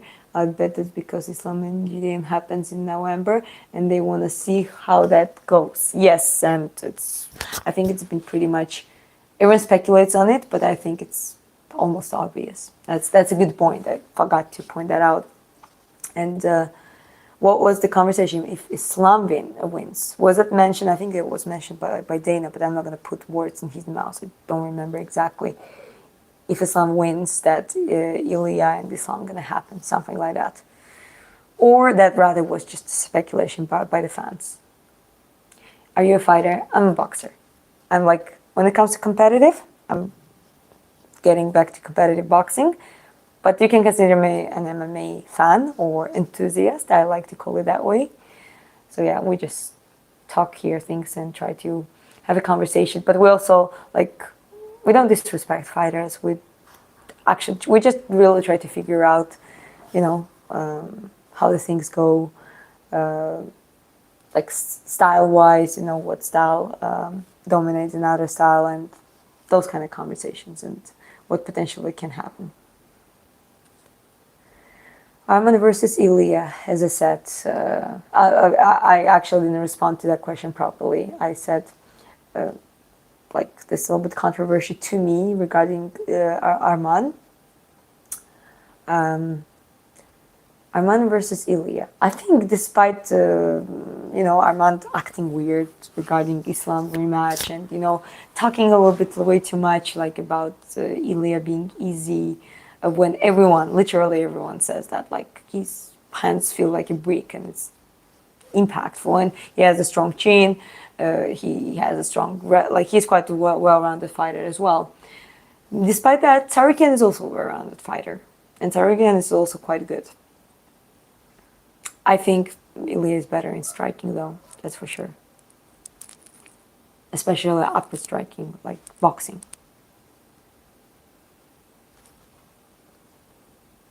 How tall are you, ma'am? I'm quite small. I'm 161 or 160, 161 or 5'2" feet. Are you Orthodox or Southpaw? I'm Orthodox, but now I'm training on to really get into a Southpaw stance. And I'm training center combination with the stance switching. So yeah, just to diversify more and make it more exciting. You look beautiful. Thank you. It's a good lighting. I'm in Saigon now, Vietnam, just for a few days, and then we'll fly to Kuwait. And that's the new chapter of for the YouTube and for my trainings and for the adventures. When my husband go to Kuwait to visit our friends, who is our friend, who is a Red Bull athlete in Rally Dakar and motocross, basically sand biking, sand motorcycling. So maybe potentially we'll be able to try that.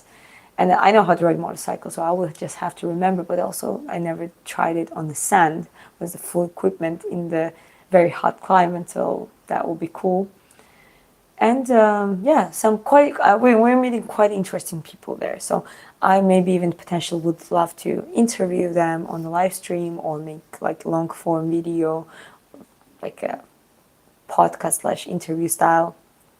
And yeah, that's just keep going what I'm doing what I'm doing.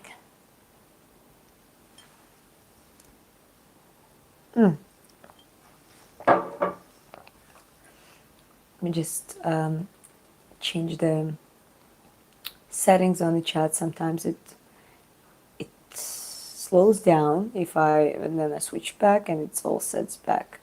You see, yeah, quite a lot of people asking questions. It's hard to believe you're a fighter with a beautiful face. Thank you. They are girls. They are quite good looking and they're quite good fighters. Yeah, like in the kickboxing, in the MMA. I'm not talking specifically about UFC. I've seen some very cute, pretty girls being quite good fighters.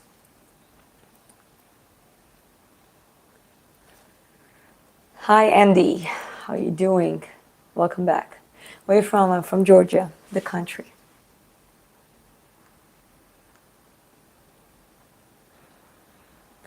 Whatever you do, all the best to you. I believe in you. Thank you very much. I appreciate it. That's very sweet of you.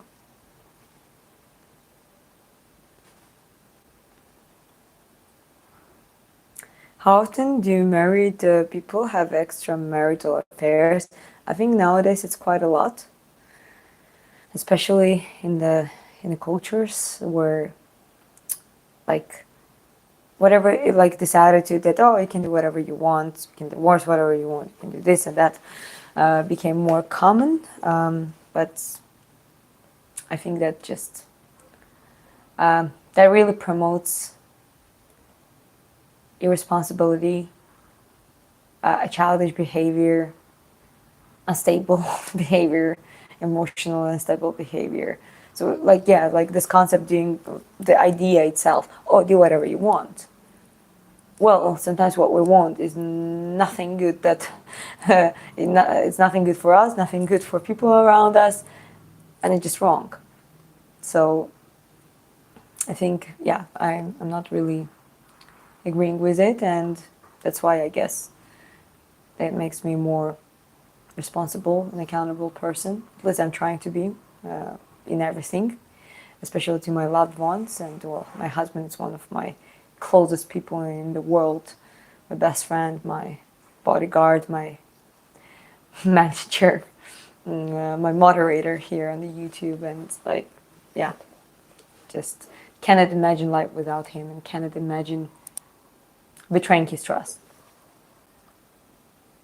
Though I agree with the communication, and I also believe that for every couple there are different things that work, and as much as the relationship has to be built on the truth, and there has to be certain rules and certain things, but it's also about different people like different things.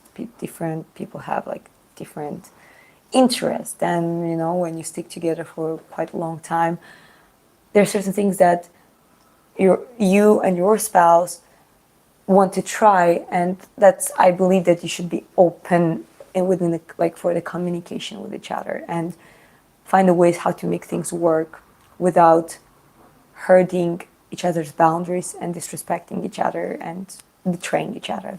That's the whole point. So I do believe that's possible. But lying in a relationship, like lying, doing things on behind the back, it just doesn't work.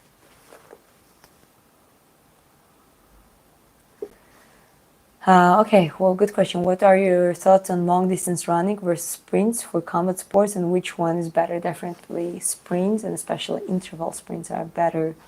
Like burnouts, interval sprints, VO2 max, which is like, let's say, longer intervals, 3-4 minute intervals instead of like just a brief sprint. They are better than just a long distance running. It's just not only my personal experience, it's the science. Excuse me. You have a tattoo? Yes, I do. Dragon. It's a girl. It is the katana. I'm new here. What's the topic? You speak here on your chat. Right now, it's just a conversation. Finally made it to the Saigon. Exhausted. My voice is almost gone. But just keep it momentum. You know, I live stream regularly because I like my channel. I'm trying to build up my channel. And it is basically work to me. I approach it that way. But if you look up my, go to my channel, if you look it up, I do live streams for my training. So it's a lot about boxing training, strength and conditioning. It's about like the attitude, showing my own journey. At this point, my journey is, I decided to get to competitive boxing level. Conditioning and strength and all of that, like footwork, all that kind of stuff. And I'm training for it, and I'm sharing my kind of like a step-by-step things that I'm doing. And yeah, that's what I do. But also, I think we're talking pretty much quite a lot about mixed martial arts and UFCs and upcoming boxing and UFC matches. We talk about, you know, some physical and mental health and longevity as well. I kind of tried to promote, like, now we have a better approaches to do like a professional level of training with a combination of still help your longevity as well. Like, don't completely neglect it, and long term, not without ruining your life, basically. So, talking about topics that cover all of that as well. You're cute, thank you.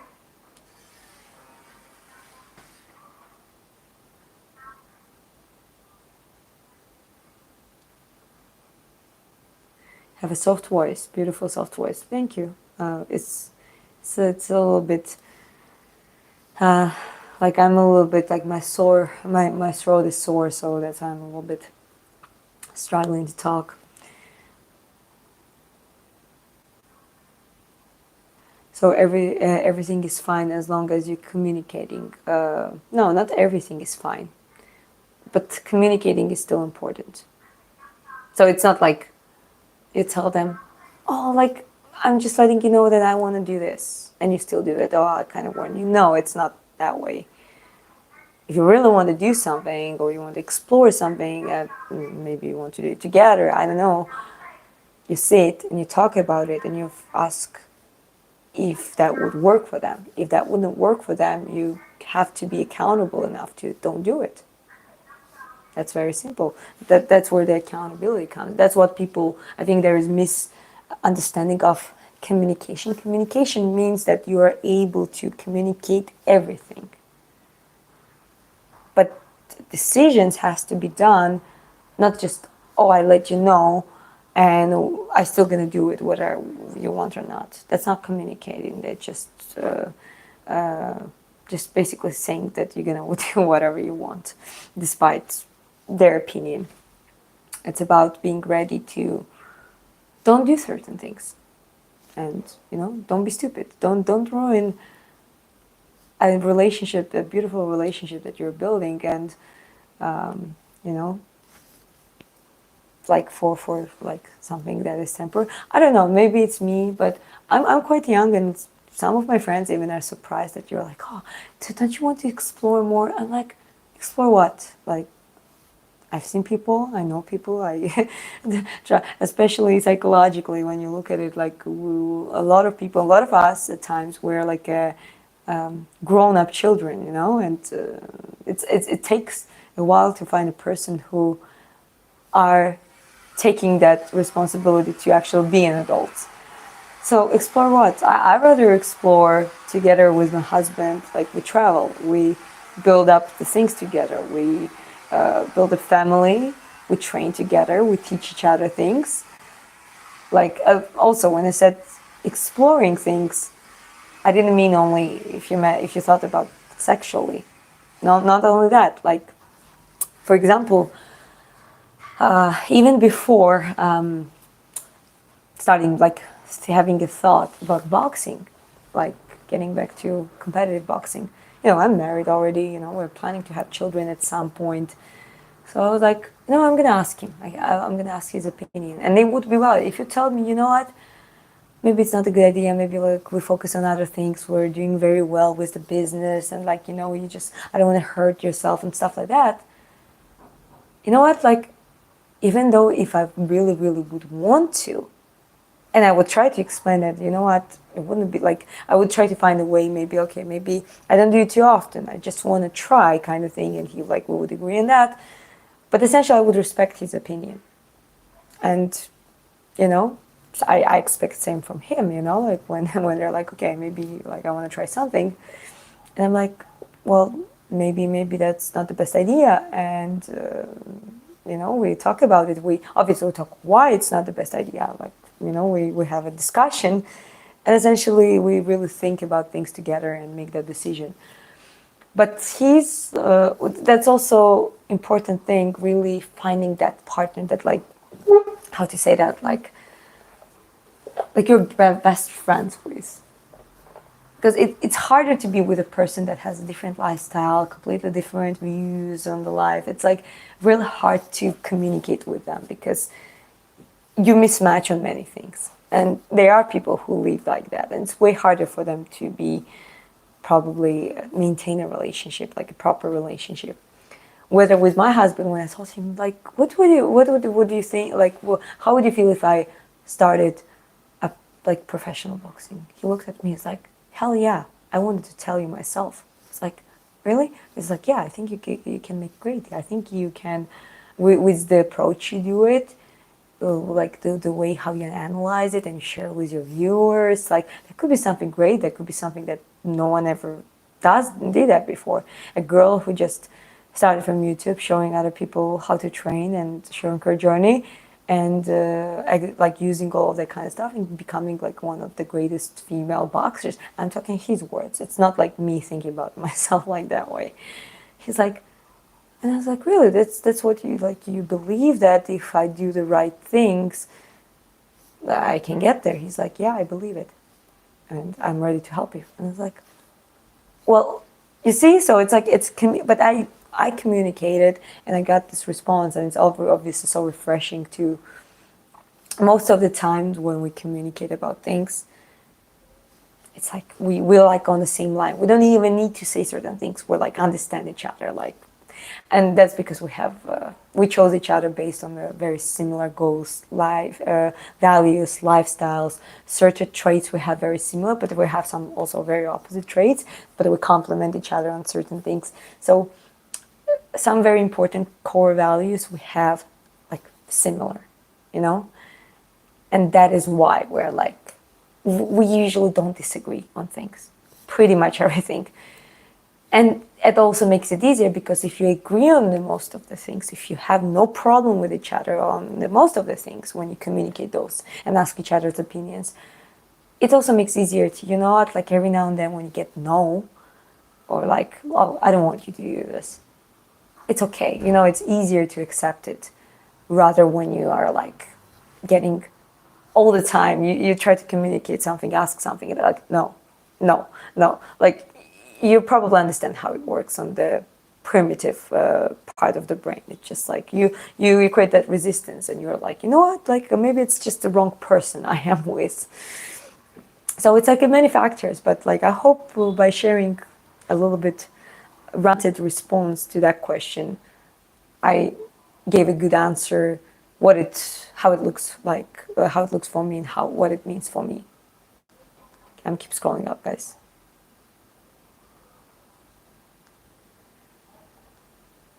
Greetings, champion. Greetings, thank you very much. Greetings to you too. And Becky Lynch thinks side business. That's funny.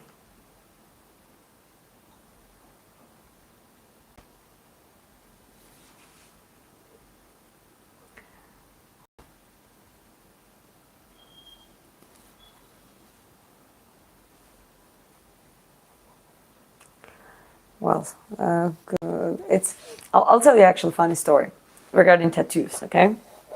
So, my grandma, when I got this big tattoo, and it was not my first tattoo, but that was the biggest tattoo at that point.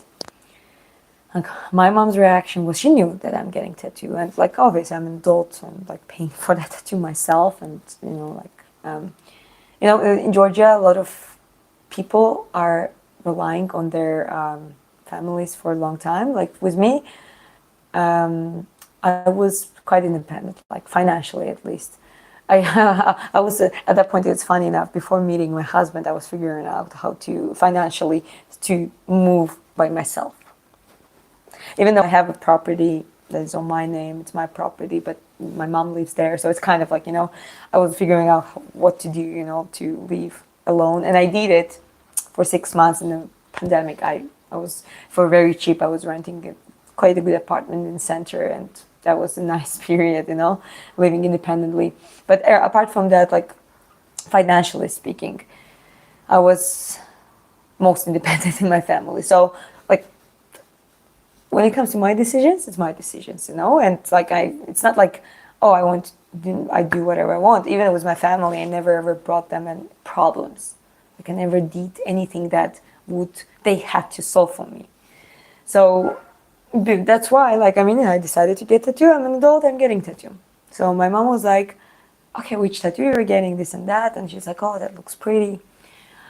So when I got the tattoo, like there's three reactions. My mom, my father, they're divorced, so they don't live together. My mom, my father, and my grandma. My father's mother.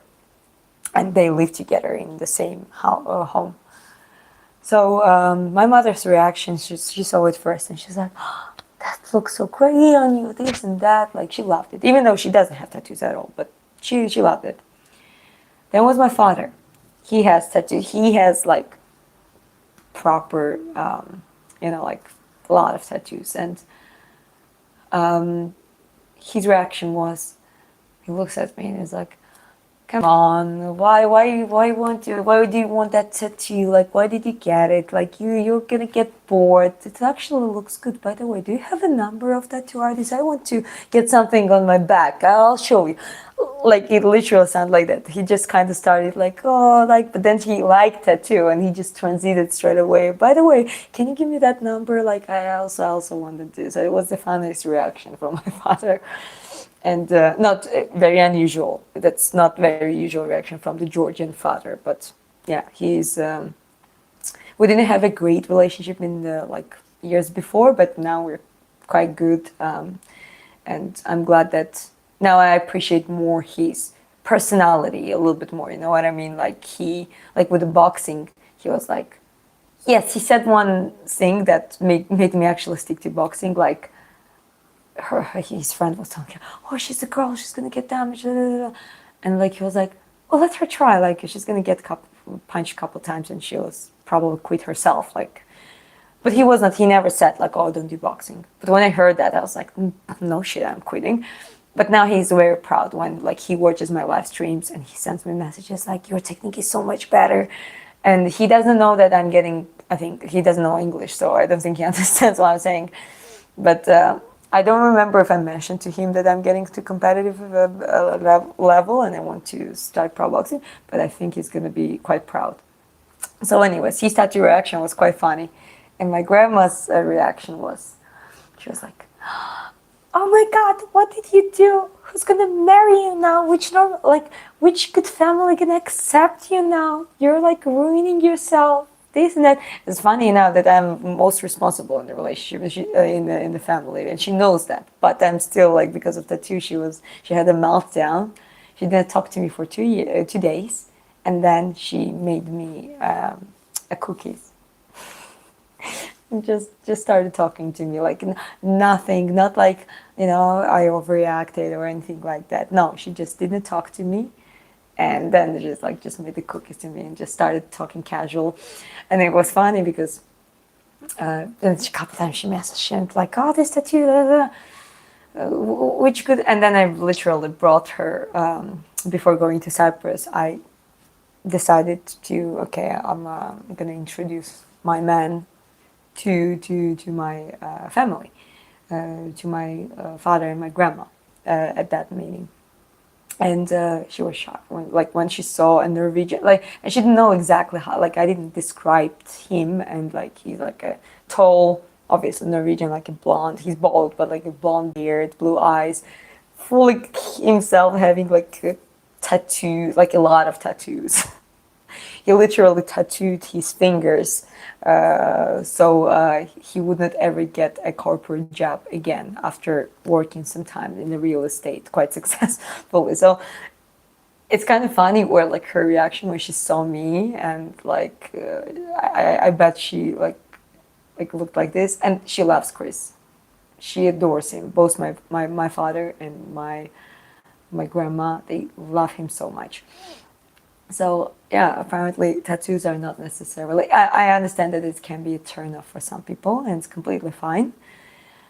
But it takes, it takes one person, just one person to. There was in one movie, and that was the most beautiful said. It takes one person to agree to stand by your side and decide to be a witness to your life. Anyways, there's some responses. I hope that those little stories amuse you a little bit. Hi, Florida. Becky Lynch. Yes, I know I look like Becky Lynch according to a lot of people. Your dad sounds cool. Yeah, he's. Now when the years go on, like he has his.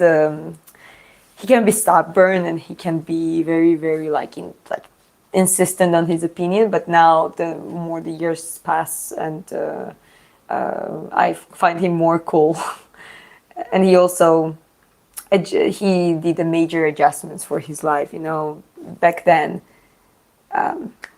he wouldn't like work consistently. He wouldn't provide. Like my grandma was a very powerful lady, so it's a common in like Georgian countries. Unfortunately, women raise disabling their sons, doing from things. But then at some point in life, he just got himself hired in the job himself. Found that job.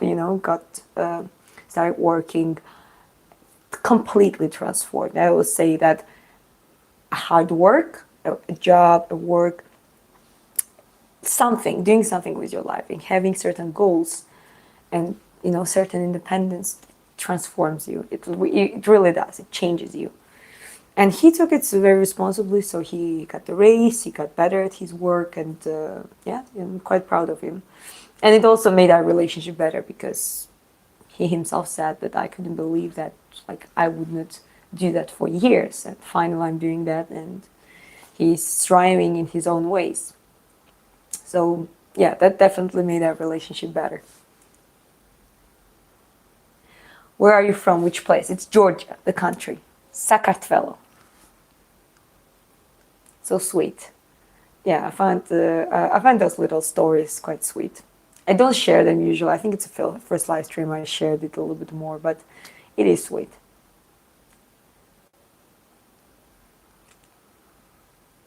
What does your man do? He works on a crypto portfolio, our crypto portfolio mostly at this point. He has some annuity set up, so he has some from the past. He was smart enough to, sell, make a big sale when he was in the sales, and set up that payment as an annuity. So he's getting paid certain amount per month. Every month, I think it's going to happen till he retires. But also he spent 10 years of his life, and that finished 5 years ago. So it's like 10 years, 5 years ago, and 10 years prior, he started skydiving. He used the that money he had, and certain he financed himself to do. He decided to become a proximity wingsuit flying or base jumper, literally jumping from the mountains with a squirrel suit and doing crazy stuff. Like after watching video, at this point, like the story was he was at base and he's like looking at this thing and I'm gonna do this, and he's a little bit reckless when it comes to that. If you tell him, you cannot do this, he's gonna prove you opposite. So he showed it to his friends. At this point, he lived in the UK, and it's like, oh yeah, no shit, you'll do it. And he's like, oh, okay, try me. So he started doing skydiving first because that's like the first stage and getting licensed and all that kind of stuff. And then he started learning how to use the wingsuit from the plane, jumping from the plane and doing wingsuit from there.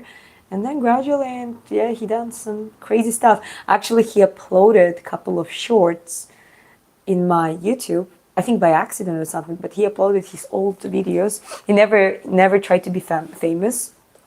After having a conversation with one of the Phoenix Fly company owners who produce the suits, and they're quite of like there for longevity of the sport, not going too crazy, not going too much for the fame, because that can be very deadly. And one of the advices he was given was be very careful was what community you are in, who you're dealing with. Like, don't do that for fame, do that for the feeling and like the philosophy of it. Like, so like that man really took out the time to give him good pointers. And yeah, essentially that's how it been. He had the crash though 5 years ago approximately. He had the crash in Brazil, and he survived it, but there were some damages. Then when he was back to the country he was based at that point, he was reanimated because of the lung collapse, and they also found a cancer tumor.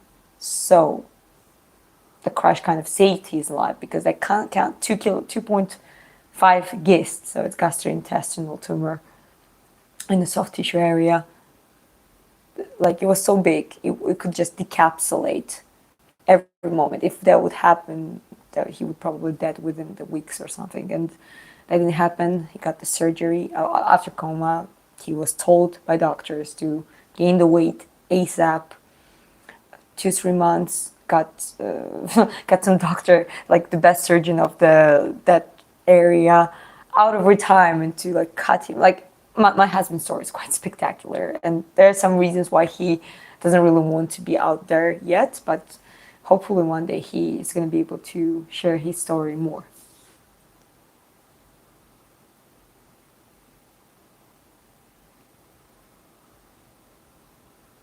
And ma'am, you're like my favorite WWE female wrestler, Becky Lynch, from India.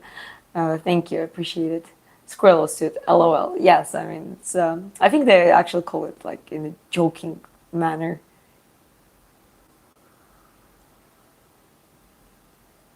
Yeah, that's inspirational. Makes you jumping. That's scary. Your man is a real life Bear Grylls. He sounds like. Well, he definitely has the period. I don't know how he survived. I think he just had completely as. Sometimes God and universe has different plans for you, and it was like a miracle that the way he survived, and it's like literally the universe telling him, no, we have different plans for you. And after that, he was like rewired more towards building something of the substance, good community, strong, positive, talented, good community, friends, find a good partner. That was like a first step, one of the first steps for me. And this is when we met. And I think that was the perfect stage for us for meeting. Because if that happened before, it wouldn't go that way, because he literally was doing something, he was in sport where he lost more than 30 friends, and it was like a normal thing. As I said, I don't want to talk too much of the details, but like imagine someone dying something, going next day and doing the same thing.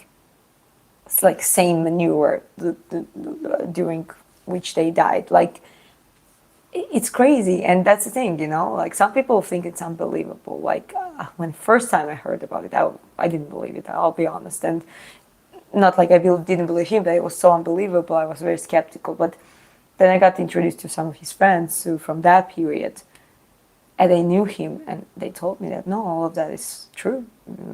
Like one of his close friends I talked to is one of the best paragliders in the world. He has like the record, world record of the infinity. Forgot how it's called. But it's basically spinning 600 something times. So that guy is also crazy. Very cool guy, very good person. And some other friends, and they were like, yeah, no, it's all true. And obviously, I've seen the videos and stuff. And yeah, that's crazy. But sometimes, I don't know, sometimes it takes something, a big change. Sometimes life puts you down and you gotta build yourself up to reevaluate everything. My braces are okay because I've been wearing them for a while and they're quite fine. I saw a documentary on base jumpers. Yeah, it's.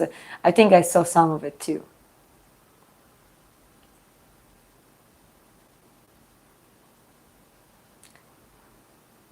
You're also American, but an accent not so much. You're from Canada. Well, I'm not from Canada. I'm from neither.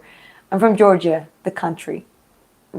Merab Ilia Topuria, Levan Saginashvili, the arm wrestler, the Georgian Hulk, and arm wrestler. Lashal Khadze, Georgian weightlifter and the world record holder on the and like many times of the gold medalist, Olympic gold medalist. There are quite a lot of prominent Georgians comparing to the countrysides, by the way.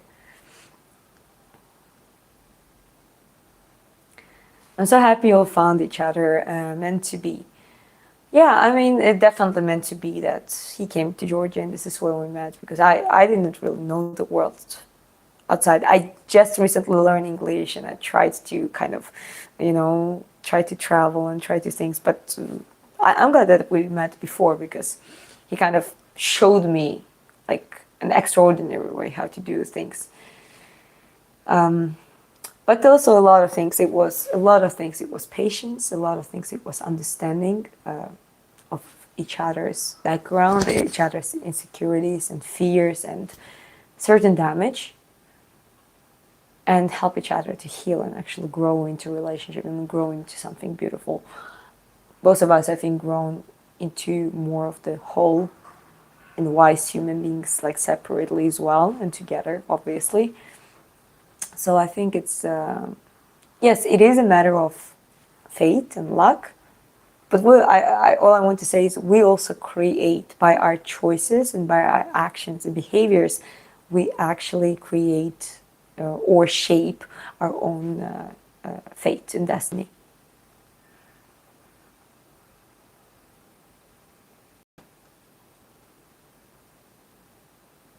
Your first ginger girl I ever seen.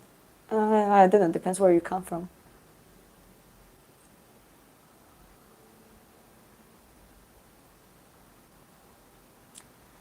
How many amateur fighters have you won? I'll be honest, less than 5 fights I have total.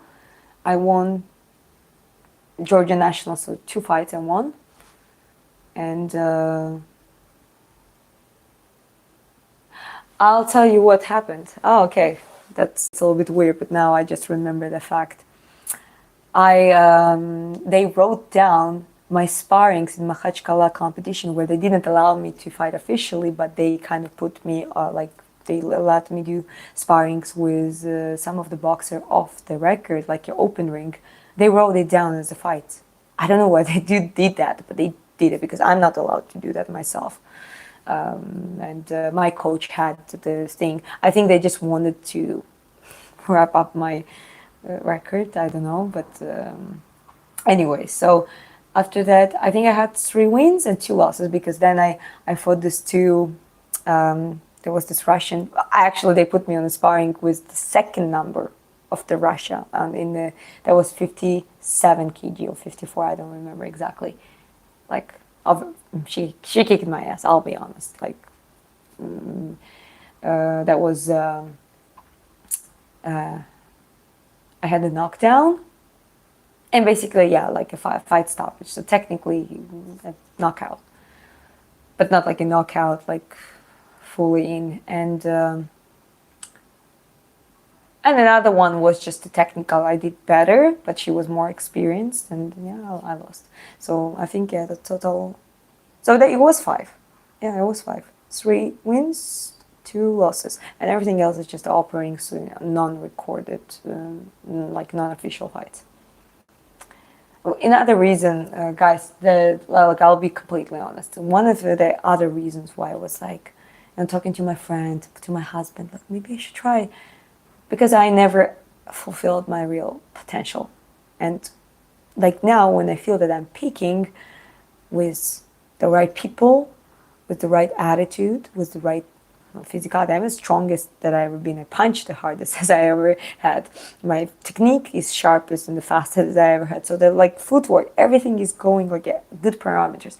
Obviously, on the competitive level, you're just gonna keep getting better and better.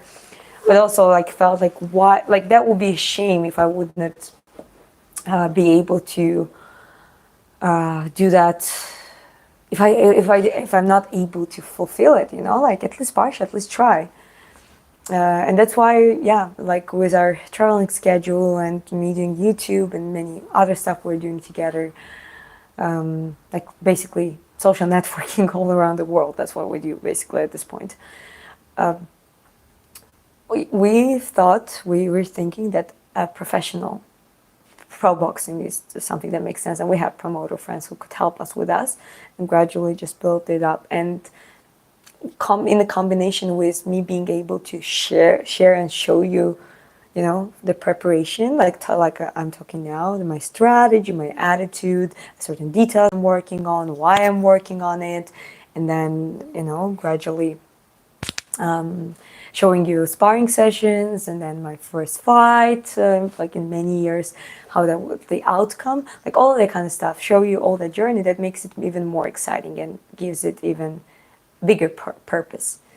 So yeah, that was like a long answer to the short question, but I didn't want to leave that without just like brief answer or something.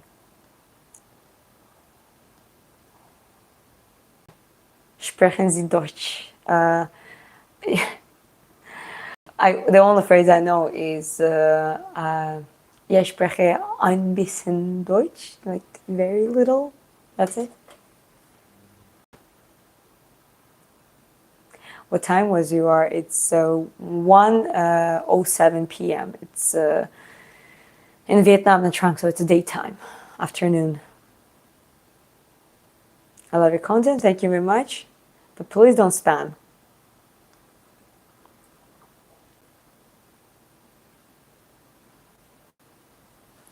There is an SAS there is a saying in the SAS. Hey, hi, Rupert. Yeah, just the live streaming, just letting you know. So yeah, my friend is back. Basically, that's the person who adopted us for a few hours in his apartment, which is very sweet of him. Was the training good? It was very good. Yeah. Thank you very much. Yeah. Let me move a little bit so you're more comfortable moving around. I understand. Yeah, I'm gonna wrap it up soon, anyways. But yeah, that's a good saying. There is a saying in the SAS to train hard and fight easy. Yeah, you should do that in the point that like you do an impact training. You follow the plan.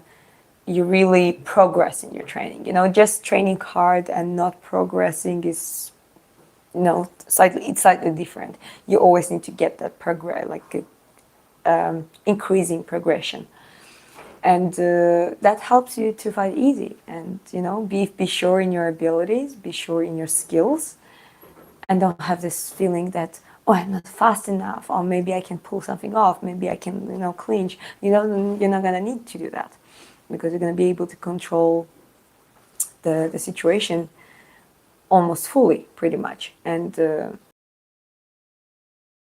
you train all the time, and that's why also mental training is important, and visualization is important, I think. Hi, everyone.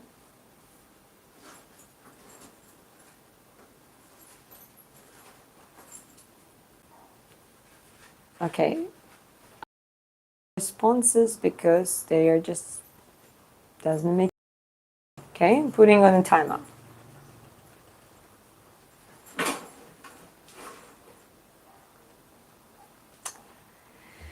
Okay, but guys, thank you very much for being here. I gotta go now. And yeah, that was just an update from the Saigon. I'm gonna stay for a few days here and then moving to Kuwait, starting a new chapter. Gonna keep you updated. Have a good day and night, and I see you in the I see you in the next live stream. With the comments, who's that Lord of the Rings character?